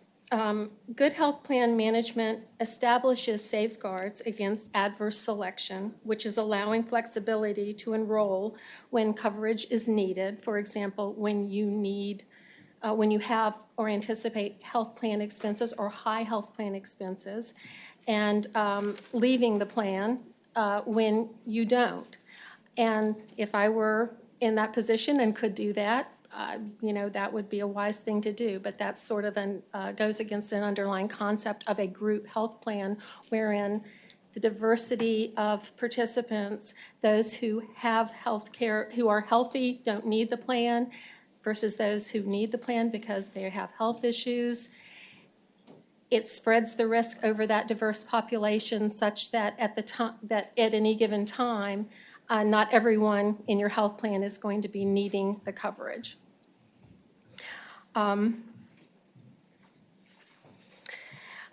We're particularly concerned about this happening with our retiree plan because, as earlier stated, retirees do pay 100% of the cost of their coverage. If we were to have a plan wherein everyone was incurring health plan expenses, it would raise the average cost of the funding for that plan, which is paid through premiums, and thereby potentially increase the cost for Medicare retirees and also increase the cost for active premiums, which subsidize non-Medicare retiree premiums. The amount of the fiscal impact is indeterminate, but we anticipate that this could have a substantial impact on retiree premiums. Okay. Does that conclude your remarks? It does, sir. Thank Okay, you. all right. And I understand the position you're in there to having been notified that to come over here. And what do some of the members think on this? Is there other ones to speak in opposition? I think the issue's been framed, and quite frankly, it's something that concerns me about the adverse selection, Senator McDougal, but I'm just not sure where I'm at this moment. Other members have any thoughts on this particular bill? Mr. Chairman, if you were concerned about the adverse selection, you could say that if a state retiree maintains continual insurance or is employed with the federal government and then have that same 31-day time frame, you could ensure that adverse selection does not occur because somebody is in a governmental roll, either state or federal, going through, and it would not be the shopping process that the administration seems to be concerned about now. Right. I think that would perhaps improve. I know you wouldn't like that either, but would you? Well, our concern would be that since many employers don't offer retiree coverage anymore, You might want to come we to would the have Our concern would be that if, as many of you know, many employers don't offer retiree coverage anymore. So if an individual were to leave the state retiree program, seek coverage under another employer, leave that employer, they don't offer retiree coverage. I don't know about the status of the federal government. I thought they may have a retiree plan. I don't know that for I have sure. a question. Okay, excuse me just a second. We would end up with Right, all right, of I those understand, right. retirees And back Senator at a McDougal was time. trying to limit it to just the federal government. So Senator Norman? Well, I have a more global provocative question. $2,400 a month for a health insurance policy that is forcing people to go back to work just so they can afford the coverage. What can we do to drive the price of that down? You're asking me. I am asking you. You're the one of the dais. Okay. If you tell us, we'll appreciate it. Well, that's a tough question and one that would require a significant amount of time to talk through all of the mechanisms for possibly doing that. But I can assure you that DHRM, the department, is always looking for ways to decrease the claims cost, which is the underlying reason for these high health plan costs. All of the new technologies, new prescription drugs that come out, they're wonderful, but they cost Okay. a lot of money. All right. Senator Donovan, can you help us out here? I think I can, Mr. Chairman, but you'll Okay. have to stay tuned until Ed and Health on Thursday. Oh, my goodness. But I do think I have a pretty good solution for those cost of those premiums. Oh, I thought for this immediate. No, okay. Okay. Senator McDougal, did you want us to try to tailor something to the limited circumstance you were suggesting? Mr. Chairman, I think that when we have state employees that work through our system and retire and then have to go out and get another job with another government agency just to pay the premiums, we owe it to them to try to come up with a solution. Okay. The motion, The amendment, conceptually, the amendment, Lisa, did you follow what he was suggesting? Is that something you think we could do within this bill? Yes, sir. I'll need to work on the language after the meeting, but I understand the Okay. concept. All right, there's a motion conceptually that it be limited to the circumstance that Senator McDougal shared with us. Is there a second to that? Okay. For discussion, hearing all those in favor of that amendment signify by saying aye. Aye. Any opposed? Okay, we have that amendment. I'm inclined to keep this bill alive until we can try to sort it out through the process a little bit. If you are good with that, what's the pleasure of the committee? Okay, motion properly supported to report the bill as amended, Senate Bill 1742. Any further discussion? Hearing none, clerk open the roll.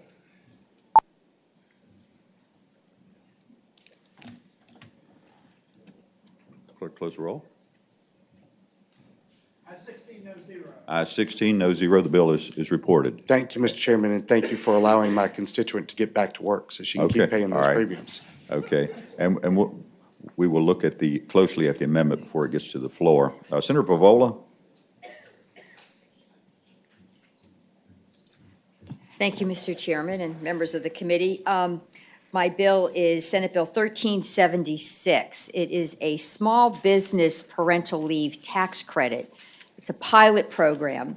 So for the taxable years beginning on January 1st, 2021, and going through that calendar year, the state would offer a tax credit to small employers, that would be employers with 50 employees or fewer, to offer 8 weeks of parental leave. And what the bill says is that the tax credit would be equal to 65% of the first. Senator Pavola, $8,333. Sorry to interrupt you. We Sure. had, and we certainly can give you the courtesy of explaining more, but I think you've been with us in and out this morning, and I think you were out when we addressed our policy issue. Okay. Which we had several bills that would have created a new tax credit. Yes. And our committee policy, which we're trying to stick to, is not to take up new tax credits during the short session, odd years. Even And if it's in the governor's budget? Even if it's in the governor's budget, right. Yeah. The, Very disappointed, but so, I understand. actually, I think it's a good initiative. If you want to bring it back next year, I think we could consider it. Okay. Okay? Thank you very much. Thank you, Senator Pavoli, very understanding. Okay, what's the pleasure of the committee? Motion properly supported to pass the bill by. Clerk, open the roll.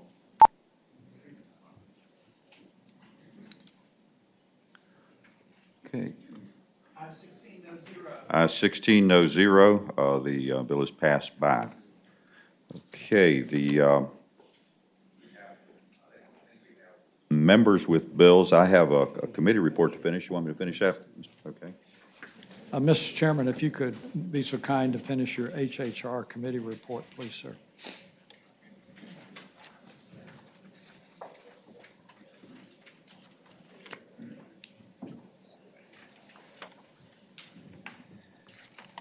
Okay, Mr. Chairman, Senate Bill 1257 would be the first one that in continuing the subcommittee report from HHR. Senate Bill 1257, Senator Vogel's bill, mandatory reporters, child abuse and neglect. This is something that we've struggled with in the past, and Senator Vogel's bill kind of brought this together and adds ministers and other religious leaders to the list of mandatory reporters of child abuse, with the exception in case where it violates their religious doctrine, certainly confessions and that type of thing. Mr. Chairman, it does have a general fund cost implication of $142,000, and I would move that we adopt the clause first. It's been moved and seconded that the Senate financial contingency clause be adopted to Senate Bill 1257. Any discussion? If not, all those in favor signify by saying aye. Aye. All those opposed, and the amendment is adopted. Yes, sir. With that, I would move that the bill as amended be reported. Is there a second? Second. It's been moved and seconded that Senate Bill 1257 as amended be reported. Is there any discussion? If not, open the roll, please, sir.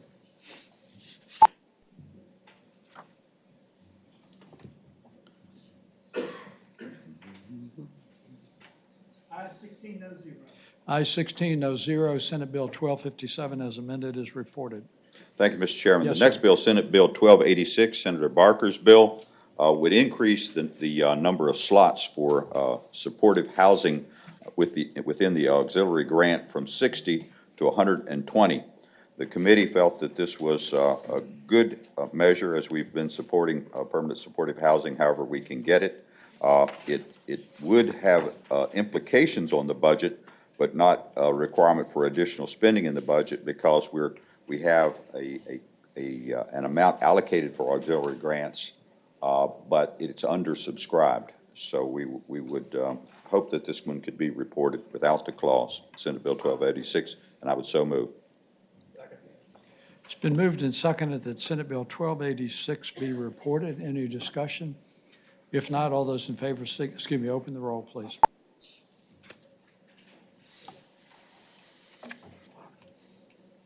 Ayes 16, no zero.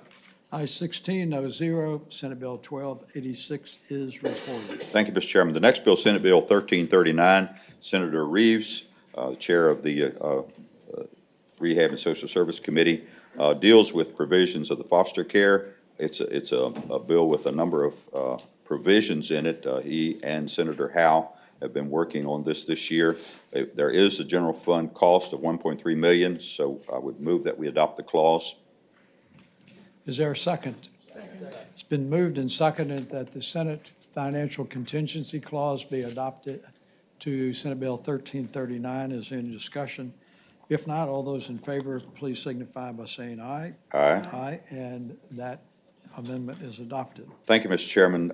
This bill, as amended now, it would implement numerous changes as recommended by the JLARC report on improving foster care, and I would move that it be reported. Is there a second? It's been moved and seconded that Senate Bill 1339 as amended be reported. Is there any discussion? If not, open the roll, please, sir.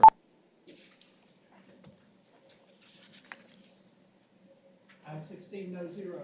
I-16, no zero. Senate Bill 1339 is reported. Thank you, Mr. Chairman. Senator Carrico had a couple of bills. Senate Bill 1509, his initial bill would have prohibited the conveyance of the training center in Southwest Virginia, which we have closed now until July 1st, 2021. We do have a substitute to be distributed, and I would move that we adopt the substitute. Senator Hanger moves and Senator Howell seconds that the amendment in the nature of the substitute to 1509 be adopted. All those in favor signify by saying aye. Aye. All those opposed, and this amendment in the nature of the substitute is adopted. Thank you, Mr. Chairman. With the provisions of the substitute, I think we would accomplish Senator Carrico's goal of having a dialogue with behavioral health, with the administration, to develop a plan whereby there would be a possibility of that property being conveyed to some interested parties in Southwest Virginia, but it removes that deadline of 2021. So I would move that we report Senate Bill 1509 as amended. Is there a second? Been moved and seconded that the amendment in the nature of the substitute to Senate Bill 1509 be reported. Any discussion? Hearing none, open the roll.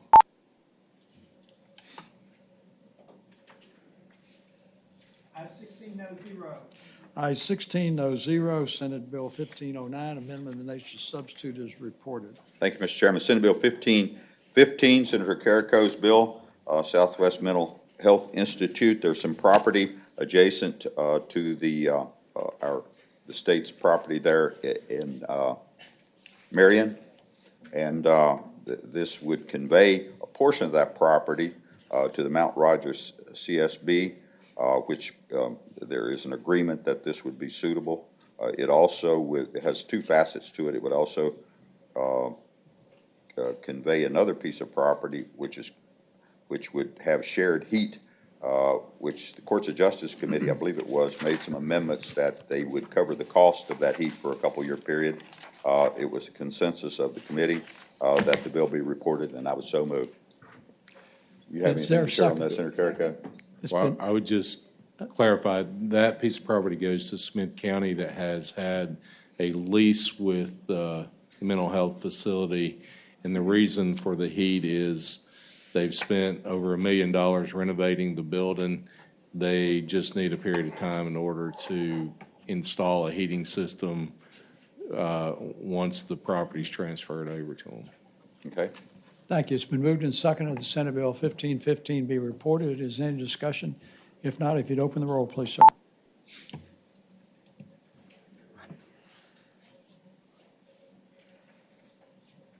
I-16, no zero.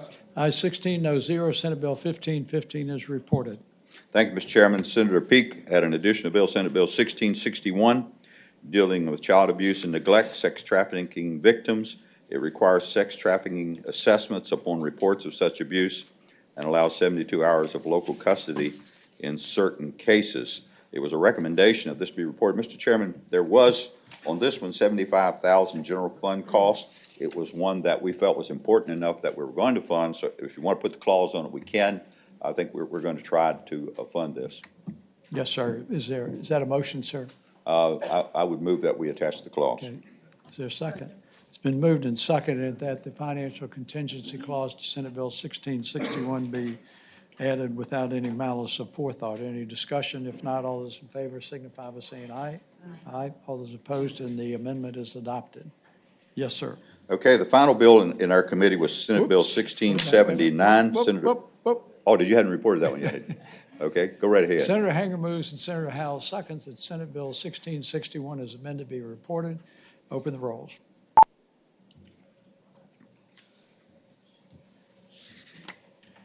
I-16, no zero. I-16, no zero. Senate Bill 1661 as amended is Thank you, Mr. Chairman. I was moving along. I've been standing up here long enough. Senate Bill 1679, Senator Mason. Senator Mason has been the point person in rehab to work on the Family First Prevention Services Act. This particular measure modifies the code to align with the new federal law with regard to qualified residential treatment programs. There is no fiscal impact anticipated, and I would, on recommendation of the committee, move that it be reported. It's been moved and seconded that Senate Bill 1679 be reported. Any discussion? Hearing none, open the rolls.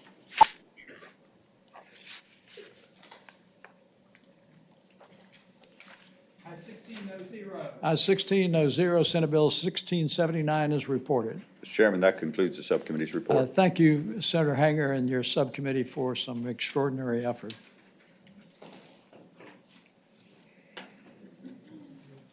Okay, do we have other members with bills? Senator McDougal? Senator Ruff? Okay, good. Mr. Chairman, I have one also. You have one too? Okay. All right, well, we'll just. 1384. Okay, okay. Mr. Chairman, have no witnesses for this one, but thank you for taking up my constituents. This one, 1384, also deals with the Virginia retirement system. Mr. Chairman, the dilemma that I think we're finding ourselves now as we work through the judicial process, when we elect judges, more and more, the individuals that are coming to us are closer and closer to their matriculation from law school and not closer and closer to their time of ending their practice. And Mr. Chairman, I think unintentionally, we created this problem with our VRS system changes we made a number of years ago for judges. It is unique for judges because we put them on for an election of a period of time, 6, 8, 12 years, and we are looking for people, the best people, who are usually the ones that are at the height of their practice. And we prefer them to have years of experience, have seen lots of different cases, lots of different experience, have some seasoning, as many of us might like to say. And Mr. Chairman, the VRS system that we've created, though, doesn't allow those individuals any benefit through the retirement process. So in order for you to be able to work through and have any sort of substantial vesting, you have to come on at an incredibly early age and serve for a very long time on the bench, which does not lead us to necessarily the best judicial process. So, Mr. Chairman, in working through the Supreme Court, and this has been a work in progress because I don't want to speak for them, but I think that the Chief and much of the Supreme Court shares the concern that this is the current retirement for judges is leading us to younger and younger judges, not those more seasoned ones. So we tried to craft something that would be for individuals who went on the bench 55 years or age of or older, so they could only serve, in essence, about 2 terms in circuit court. So that was somewhat of our goal to put in that direction, that they would get a higher escalator through the judicial retirement. So this is not for everybody that would go on the bench. This was targeted so that if you were in that seasoned group with a lot of experience, that there would be some positive push. Okay, Senator Obuchain. Mr. Chairman, I just want to say that I couldn't agree more with Senator McDougal.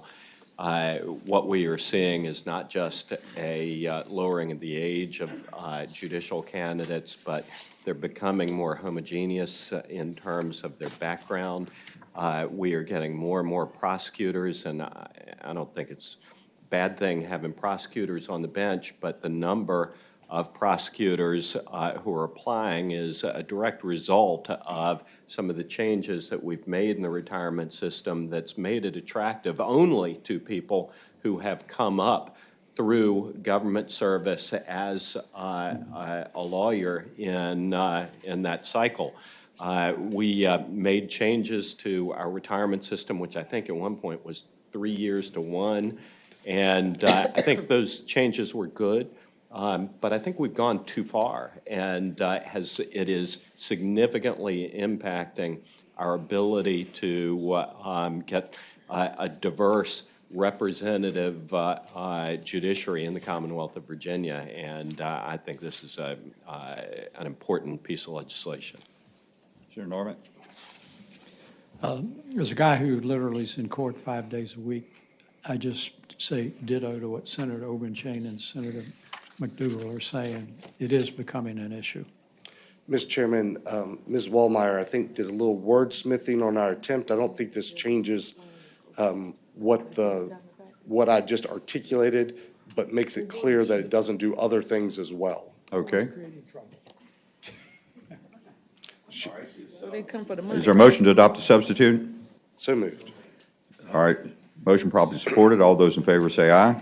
Aye. Any opposed? All right, the substitute is adopted. Mr. Chairman, you can see on the substitute lines 95 through 98, it's that similar language we had in the original bill. I think we took out some other places that we would put it to make it sure it is that focus direction. Bless you.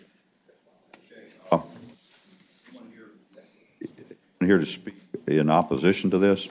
I think there would be concern from the funding of the system. Obviously, there always is on these, and there's a general fund cost proposed, or at least it appears, $722,000 a year. So if we're going to favorably consider this, I would ask that the financial contingency clause be attached. So moved. Motion properly supported. All those in favor say aye. Aye. Any opposed? Okay, Senator McDougal. Mr. Chairman, I move to report it. Second. Motion properly supported that the bill, that is Senate Bill 1384, amendment in the nature of substitute as amended, be reported. Clerk, open the roll. Oh, wait a minute here. There we go. Always forget to do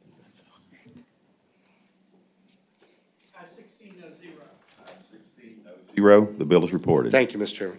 Okay. Senator Donovan, did you have someone here that you need to clear? Okay. All right, and then we'll go, Senator Ruff, you'll be up next then. No, I didn't. I'm sorry. You don't have a casino bill today, do you? No, sir. Well, I would overlook you if you had that today. Yeah. Lisa, has this already been amended in education? Okay.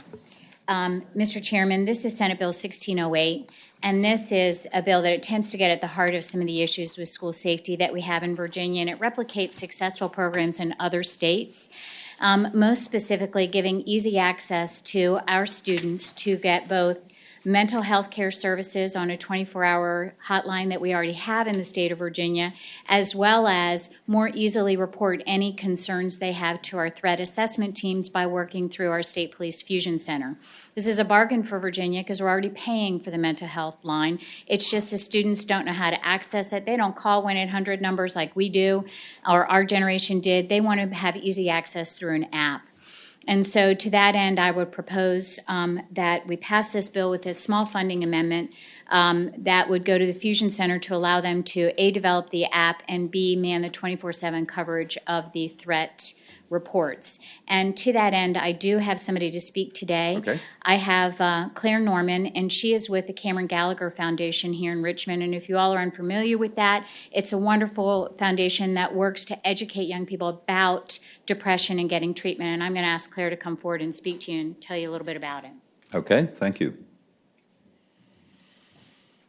Hi, Mr. Chairman, members of the committee. My name is Claire Norman, and I'd like to share two quotes, first of all, by two famous people to help support this bill. Viktor Frankl said that between stimulus and response is a space, and in that space, we have the power to choose our response. In that response lies our growth and freedom. I hope that you do support this bill to fill this critical space within the moment and beyond resources and supports to save kids' lives, to meet them where they are, on their phones. Our kids are hungry for in-the-moment rescue tactics, like my friend from Binford Middle School, whom I taught some mindful breath and breathing practices for his crippling anxiety. He told me in a day or so that he was able to sleep one night because he remembered that. Or my friend from an area high school who, in that critical space, chose not to self-harm because he knew the Cameron K. Gallagher Foundation were coming the next day to present some free mental health programming. Just imagine the impacts of the support of this bill when we have 24/7 real-time supports in place and widespread to every student in our service area. The second quote I'd like to share is from someone a little less famous, but famous to me, and that is my niece, Cameron K. Gallagher. She did suffer acutely with mental health issues throughout her whole life. She did die as she crossed the finish line of the Shamrock Half Marathon in 2014 of an undiagnosed heart condition. Before she died, she knew that the mental health system needed some work. She knew that we could do better and should do better. Her quote is this I'd like to offer. During that Shamrock Half Marathon, which she chose as an endeavor to help her mental health, at mile 12, the very end, she was feeling quite tired, like you are right now, ready to move on, I feel sure, and like anyone might after they run 12 miles. Cameron looked around to her friend who gave her an out and said, Cameron, we're going to love you forever. It doesn't matter if you stop now. She said, no, let's finish this. That's my second quote. So I'm asking you to support this bill, please. Let's finish this and give kids, meet them where they're at, on their phones, and be able to give them the supports in place to help save lives. And that's my comments of support. Thank you. Well, thank you for being with us today. We appreciate your remarks. Senator Donovan, is anyone here in opposition to this bill?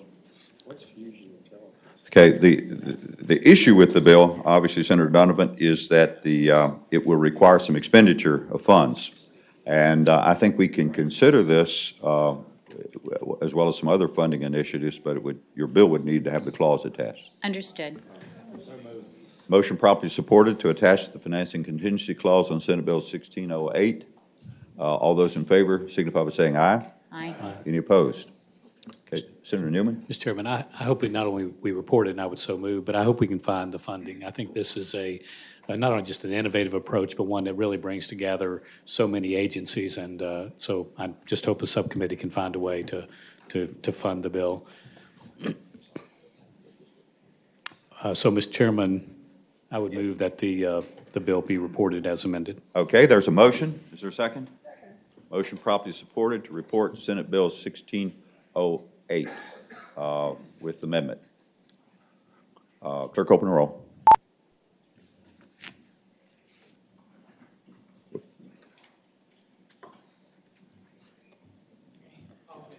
Okay. All right. The bill is reported. Thank you, Senator Donovan. Mr. Chairman, Committee. Sir Lucas, you have one bill? Okay. Senator Ruff has agreed to let you go first since he has a couple bills. You have to, okay.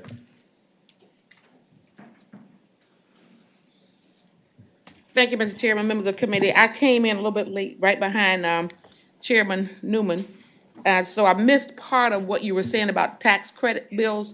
I think I got the tail end of what you said to Senator Favola, but this is not so much a tax credit bill as it is a tax transferability bill. It is Senate Bill 1652, and it's for the Virginia Ports Volume Increase Tax Credit. The bill will make credits from the Port Volumes Increase Tax Credit, the PVITC, transferable, and the transferability will be retroactive to prior years. The tax credit was enacted by the General Assembly to incentivize increased export volume through the ports of Virginia and other Virginia ports. Virginia Economic Development Partnerships actively entices export companies to locate in Virginia and export through Virginia's ports with this tax credit.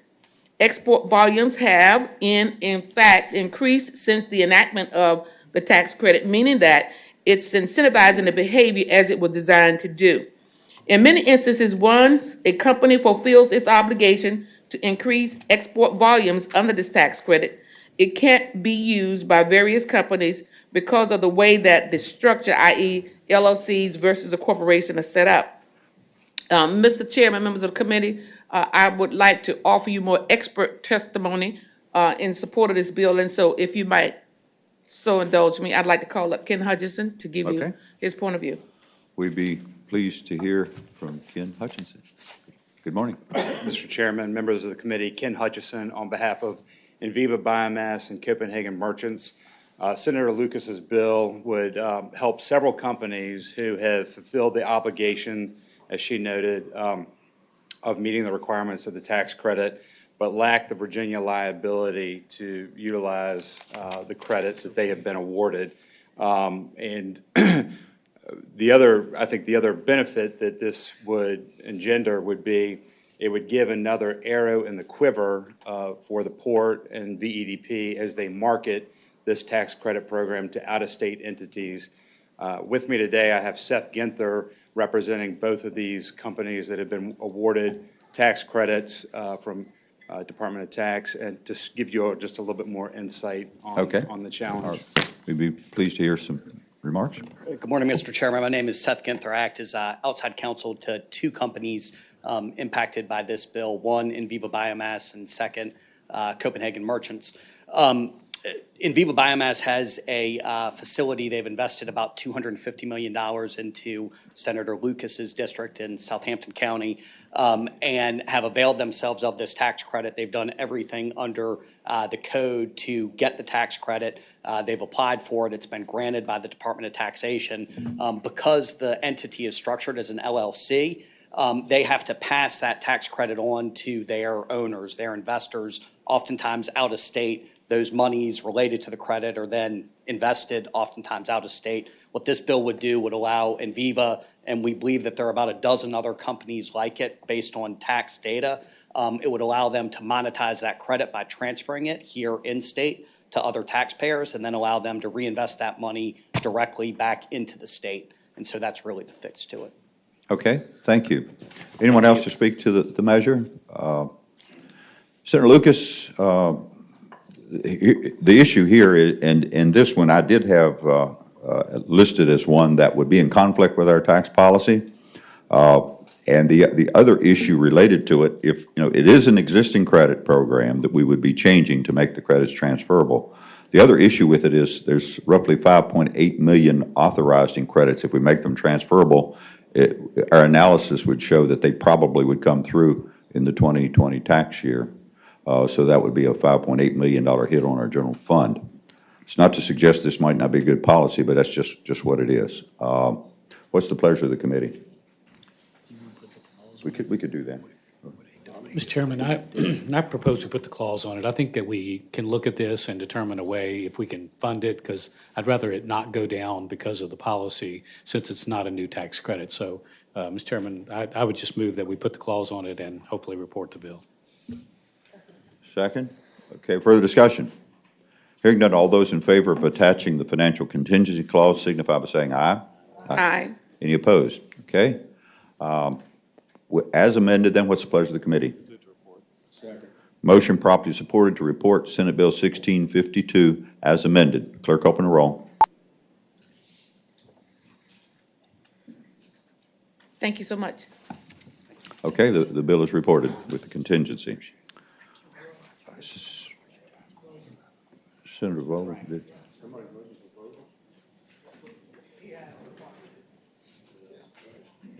Got it? Yeah, good.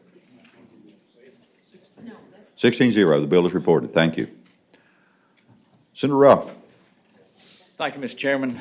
The first one I'll offer is Senate Bill 1329. To give you a little background, this was brought to us by the Northern Virginia Technology Council, the Richmond Council, the Virginia Chamber of Commerce.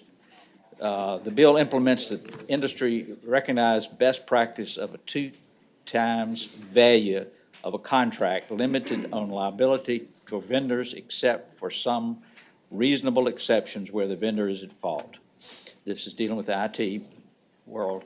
This is intended to fix a problem where agencies insist that vendors accept unlimited liability in order to compete for major IT procurement. There is a substitute that... Okay, do we have the substitute available? Okay, is there a motion to adopt the substitute? I'm sorry. Oh, I'm sorry. No, hold off on that. Hold off? Yeah, I'm sorry. Y'all made, okay. There was a substitute that was dealt with in the General Laws Committee, and that was the one I was focused on. So. Okay, so you want the bill as it is, as it came to us from General Laws? As it came to the committee, that's correct. Okay. This was a product of negotiation with VEDA, where the proponents of the bill agreed to incorporate concepts proposed by the agency. The substitute implements the standard of 2 times limit, but allows the CIO to implement a higher cap if he feels is necessary based on the risk associated with the project. The end result is expected to be greater vendor participation, which will mean a better deal for taxpayers, and vendors will be selected based on the quality of their proposal and their price, rather than whether or not they are willing to risk their entire company for a single procurement. Currently, it's unlimited liability. If you have a $1 billion company, some of those companies are saying, I don't think I'll Right, don't want risk that my entire exposure, huh? business. Okay. There are a number of people who wish to speak to it. We have limited time, so Okay. I would say. The question I would have, and certainly we can see, just some summary of those that are in favor of it. And I would also ask the question, since you didn't offer the substitute, if there are people, because I've heard conversation, I'm fine with the bill as it came from general laws. Is there anyone here that doesn't like it as it is? Okay, well, let's hear that first, Emma. Mr. Chairman, members of the committee, Eric Wing speaking on behalf of VITA. We appreciate the patron communities accepting our feedback on the bill. We oppose legislation based on policy grounds. We don't think the Commonwealth should willingly be put in the position of becoming a secondary insurer on contracts and receive nothing in return. Okay, all right. I think that's a legitimate concern. All right, we could just hear a summary from those that support it. Yeah, Mr. Chairman, Chris Nolan with McGraw Woods on behalf of CGI Technologies, but also the coalition of IT vendors that brought this bill. And I would just say in response that really what we're looking for is certainty. The bill has flexibility for the Commonwealth. If it believes that a higher cap is needed, the CIO can take that to the Secretary of Administration and get that approval. The other aspect of this is transparency, so that we'll know when those caps are being raised.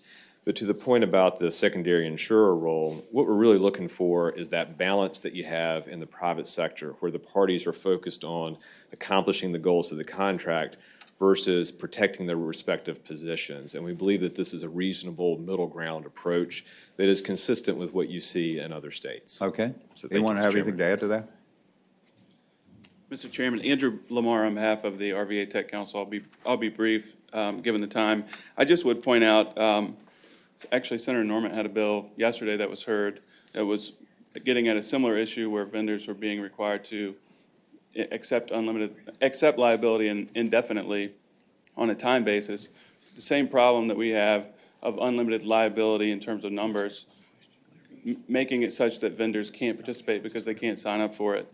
According to NCSL, I'll just flag, when Iowa passed similar legislation where they capped liability at 1 times the value of the contract for IT procurement, but allowed the CIO to increase when necessary, they saw an increase in participation and they saw quicker negotiations. So we hope you'll support the bill. Okay. Is there consensus with everyone other than the concerns raised by VITA? Are y'all supporting it? Are you against it? No. Okay. Everybody else? All supporting it? Yes, sir. Okay, I think due to time, I don't want to cut anybody short, but I understand VITA is very sensitive to litigation matters. And so, Senator Newman? Either to Frank or to VITA, there's liability, then there's liability. So is this liability for actions that are the fault of the vendor, or these actions that are the fault of the Commonwealth, or are these actions for both? Chris, you want? It's a limit on the liability of the vendor providing the service to the Commonwealth. And it is 2x the contract value unless the CIO determines that this particular procurement presents a unique risk to the Commonwealth. Therefore, I want to raise it, and this is an ability to do that. With the exception of 2 things, Romanet 1 and 2 on lines 16 and 17, which are standard exceptions to limitations of liability. And I'll let Eric, if he wants to comment further. The most likely scenario where this would be in play would be a situation involving a data breach. So that would not be covered by the exceptions that are listed, and the Commonwealth would be on the hook for picking up the balance. Mr. Chairman. Correct, Mr. Chairman, if I could just say that that's why there's the ability, and security is specifically referenced in the bill and the process for the CIO to make that assessment at the beginning. vendor has access to sensitive information of the citizens of the Commonwealth, therefore 2X is not reasonable. We're going to make it 3X, 4X, 5X. The point is having some type of certainty around it so that you can price that risk. And that's the concept of the bill, Mr. Chairman. Senator Newman? The last question, I don't know if I like the answer, but the last question is it tied to the entire contract? In other words, if you have a five-piece contract and they have individual values of $1 billion each, is it $10 billion or is it $2 billion? Mr. Chairman, I would say it is tied to the value of the contract. So whatever that final price is, the multiple is to that piece. Thank you. Okay. All right, other questions? Mr. Chairman. Senator McDougal? And maybe Eric's still standing up there. If I recall, when we had some discussions about the lack of performance as we went to shift over, we inquired about litigation or what we could do to recover. And do I recall correctly that there was some indication that some of those entities didn't have the capital wherewithal to be able to meet some of those concerns we had if we were to pursue that? I think there's a question in there somewhere, Mr. Chairman. If I get what you're saying, Senator McDougal, my answer is when VITA is conducting procurements and we are assessing liability and the liability looks like it's going to be, the risk is going to be rather high to the company in question, we will ask to see a balance sheet to make sure that they have the capital reserves or the insurance on hand, sometimes require them to get insurance, to go ahead and absorb that liability in a meaningful way and not just have it be a paper tiger. Does that answer your question, sir? Mr. Chairman, I guess more direct, some of the people we contracted with, when they didn't perform, did they have the resources to make it right if we had gone after them? And I think the answer to that is no, correct?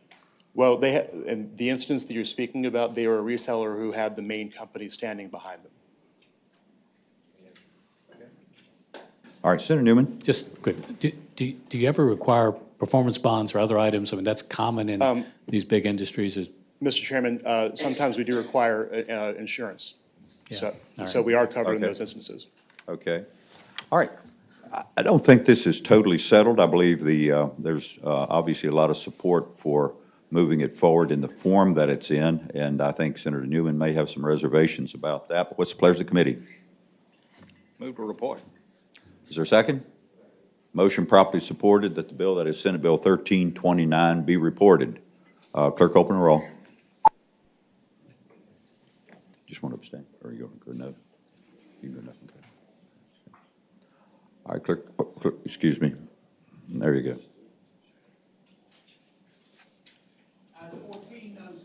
Ayes 14, noes 2. The bill is reported. Thanks, Sir Ruff. Do you have some simple ones yet? I think this one can be simple. This deals with Neighborhood Assistance Act that has its roots with Senator What number is that one? And former Senator Bobby Scott. And this simply, it does not change any money. It keeps the limit at $9 million each year. It's just mostly just technical changes, updating since the bill was first acted upon. Just as one example of the success, the GRASS program, which is in probably 25 counties now, something like that. 100 schools. Well, 100 schools, okay. We have 3 high schools in my district. They've assisted 411 students, 62% whom were from financially disadvantaged families.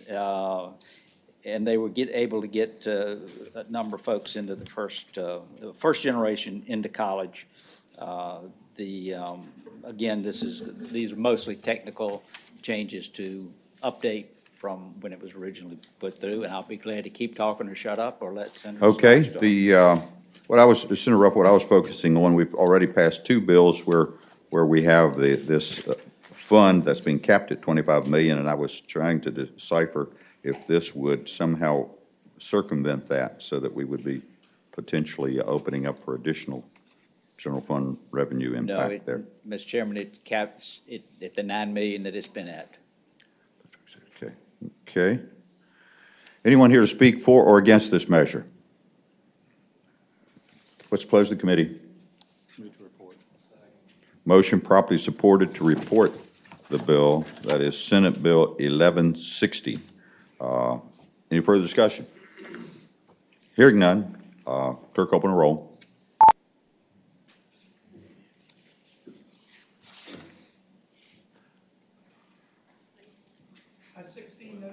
Ayes 16, no zero. The bill is reported. Senator Ruff. Thank you, Mr. Chairman. The next bill is one that creates the Secretary of Workforce Development. The one complaint that we hear most frequently about in the economic development world is that we don't have enough skilled workforce. This would coordinate our efforts a little better. It would move the VEC, Employment Commission, and ADOLE to under this secretariat. It would allow folks to work together better in trying to address the problems that we have in workforce. Do you have a substitute on this one?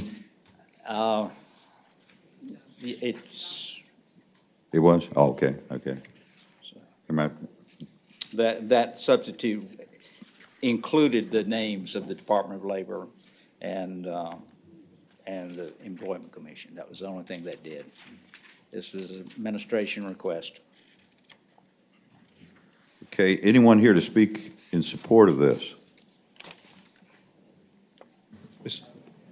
Mr. Chairman, Senator McDougall. I'm a tremendous fan of Senator Ruff and his work in this area, but I just got to tell you, I'm not in favor of creating new secretariats. I wasn't in favor of some of the other ones that we did, and have concern that we're continuing to expand that out. I think deputy secretaries if I'll be more in favor of consolidating some others, but we're seeing a increase in the number of secretariats over the last number of years, and I just have some real concerns about that. Mr. Chairman, if I could respond to that, if you look at the responsibilities under the Secretary of Commerce and Trade, it is very wide. This would have one person focused on workforce and all the elements. That is the biggest challenge we're going to have moving forward, whether it be the Amazons of the world or whether it be the mom and pop shops or the skilled people that we need at the shipyards. If we don't coordinate, we just kind of create things in silos, and there really needs to be somebody to focus on that. Okay, further Senator McDougall, you have a follow-up on that? Just say, we heard that for agriculture, which used to be under the secretary. We've heard that for veterans, which we clearly think are very important. We did that for technology, and that was not the best move that we made. I just have a real concern about expanding secretaries, not this one in particular. I mean, I agree with Senator Ruff and the importance this is, but just adding secretaries, we do that a lot. Mr. Chairman, I would respond, just as we created one and we ended one, we could do that in the future. Okay. Megan, do you have a conflict of interest? I know. I'm Megan Healy, Chief Workforce Development Advisor. And currently in my position, I do oversee, there's 24 federal programs just for workforce, but really the whole continuum and making sure that we have alignment with career and technical education, our high schools, through our community colleges and our universities. So it is very broad, but really making sure that we have the right skills to fill our current jobs and our future jobs. Okay. Excuse me, Senator Newman. I tend to have Senator McDougall's overall concern, but also these workforce programs are just all over the place. There's very little aggregation, and for the money, the good is only okay. I guess the question is if we do this, what are you going to be able to do about that problem that you can't do from your position you're in today? So one is with the substitutions to the bill with VEC and DOLE. DOLE has most of the apprenticeships. VEC, they're trying not to be an unemployment commission, but more of an employment commission. And we actually have workforce dollars that actually can help anyone through our workforce connections or online job services. And also, this year is the first year that we've actually combined social services and had conversations about how do we provide career coaches at social services, and then how do we train our workforce, 61 career work centers, and trying to coordinate services better at the local level. Okay, the question for you on this, that we're showing no fiscal impact. Is that, are you not, as you are elevated in status essentially, will you be hiring additional people, deputy secretary, this type of thing? So currently, my staff, and I actually have 2 assistants, and we're paid all through federal funds because actually there's administrative costs Right, through okay. Title I federal funds. So there's no state impact. Okay, Senator Newman? Mr. Chairman, one option might be to put the clause on it, and that way we can determine maybe with a little further explanation for where we're going. I think that'd be So good. I would move the clause, Mr. Chairman. Okay, is there a second to that? Motion properly supported to add the financial contingency clause so we can kind of sort this out as we develop the budget. All those in favor say aye. In opposed? Okay, what's the pleasure on the bill? Motion, is there a second? Motion properly supported to report Senate Bill 1523 as amended. Clerk, open the roll.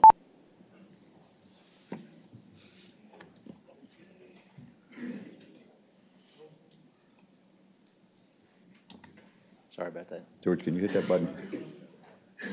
I got it. You got it? Okay. Ayes 13, noes 3. Ayes 13, noes 3. The bill is reported.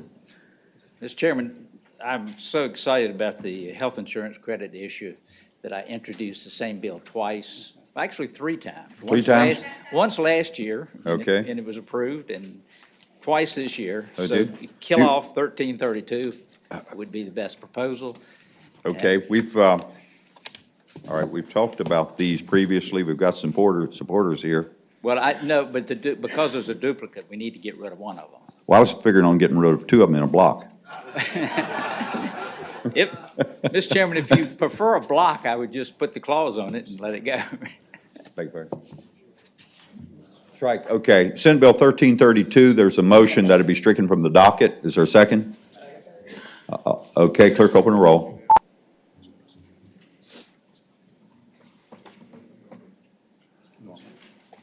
Okay, thank you. Clerk, close the roll. Thank you. That is stricken from the docket. Then your other bill? Mr. Chairman, 1122, you expressed your opinions very well. Okay. But I would ask you to put a clause on it and let it come out. All right, we can do that, I think. Is there a motion? Is there a second? Motion properly supported to attach the contingency clause to Senate Bill 1122. All those in favor say aye. Aye. Okay. Motion properly supported to report Senate Bill 1122 as amended. Clerk, open the roll.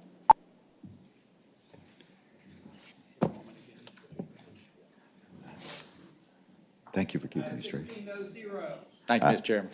All right, that bill is reported as amended. Senator Carrico, I would like to clear the docket, and I have people waiting here to hear a bill that I have as well. Does anyone else have a bill? Okay, Senator Carrico? Senate Bill 1505. Mr. Chairman, as everybody knows, every year we have a naming of a portion of highway or bridge for either a law enforcement officer that's been killed in the line of duty. These come through the Transportation Committee every year. When that happens, there has to be an approval of a local board in which the county, where the county that the bridge dedication or highway dedication is going to be. And questions always arise, well, this is a state employee. Why are we paying for this memorializing of the highway or bridge? So basically what this bill does is it provides that any bridges, interchanges, or other transportation facilities named after a state police officer or a state employee, VDOT worker, that the state would pay for that erection of those signages.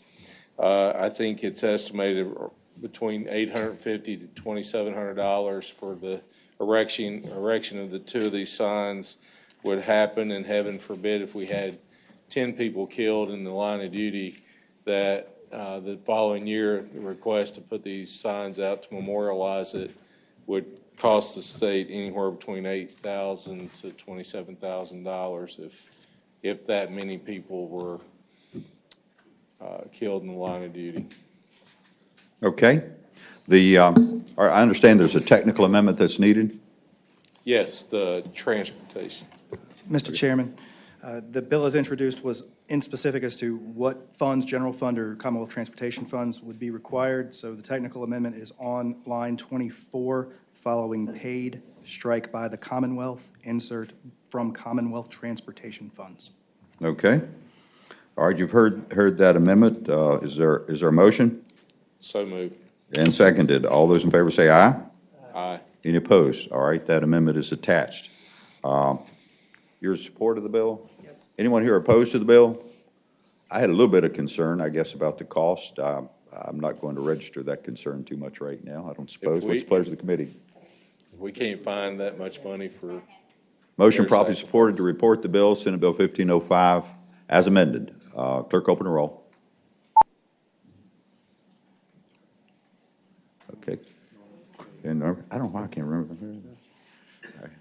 Clerk, Frank's got the same problem. You got Vogels? There we go. All right.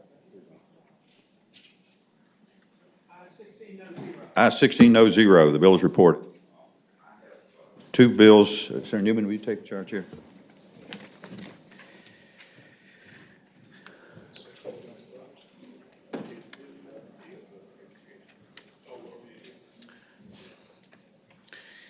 All right, Senator Hanger. Mr. Chairman, Senate bills, the one dealing with I need to pass by one of them, the one on the composite index. Don't have the number here. Which bill is that? 1754 is the one I'd like to take up, Mr. Chairman. All right, the committee will turn their attention to 1754. And also, with Senator Dee's permission, he has a bill that is similar, that he has asked that his bill be rolled in as a chief co-patron on this bill. All right, there's a motion to second that Senator Deed's bill be rolled in Senator Hanger's bill. All those in favor will record your votes aye. Is that recorded? All those in favor will record your votes aye. Those opposed, no. And the clerk will close the roll. I-16-0, the bill is rolled. Senator Thank you, Hanger. Mr. Chairman, members of the committee. This bill, as it was developed with the obviously a lot of assistance from Legislative Services, deals with the Neighborhood Assistance Tax Credits Program in response to some rulings and understanding from the Attorney General's office. It addresses a concern for these qualifying credits and also addresses broadly a concern where the Boys and Girls Clubs were not going to be included in this based on that interpretation without this bill. I think we've got it worked out. There was a fairly significant group of individuals here, three left, that are very supportive of this change for the Boys and Girls Clubs and those who practice it. All right, we'll hear from those that are in favor of the bill. Welcome. Just briefly, if you could. Mr. Chairman, members of the committee, my name's Hal Smith. I'm president and CEO for Boys and Girls Clubs of the Virginia Peninsula. I'm also representing my colleagues from Charlottesville, Boys and Girls Clubs of Central Virginia.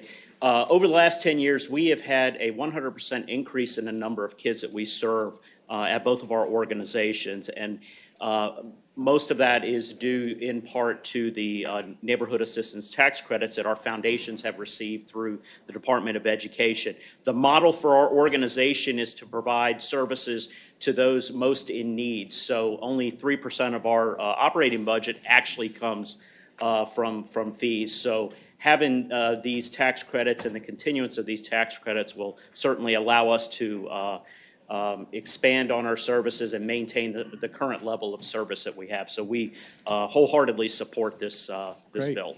Well, thank you for the work. Are you in favor? You'll maybe just present your name and you're with Clark, it. I'm with the Alliance of Boys and Girls Clubs of Virginia. And just want to let you know the impact. I'll make it real quick. In Hampton Roads alone, it costs $182,000 a year to incarcerate a youth.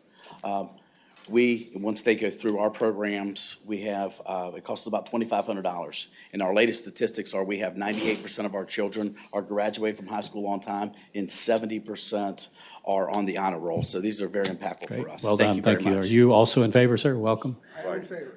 My name is George Becker. I'm the director of the Virginia Education Foundation.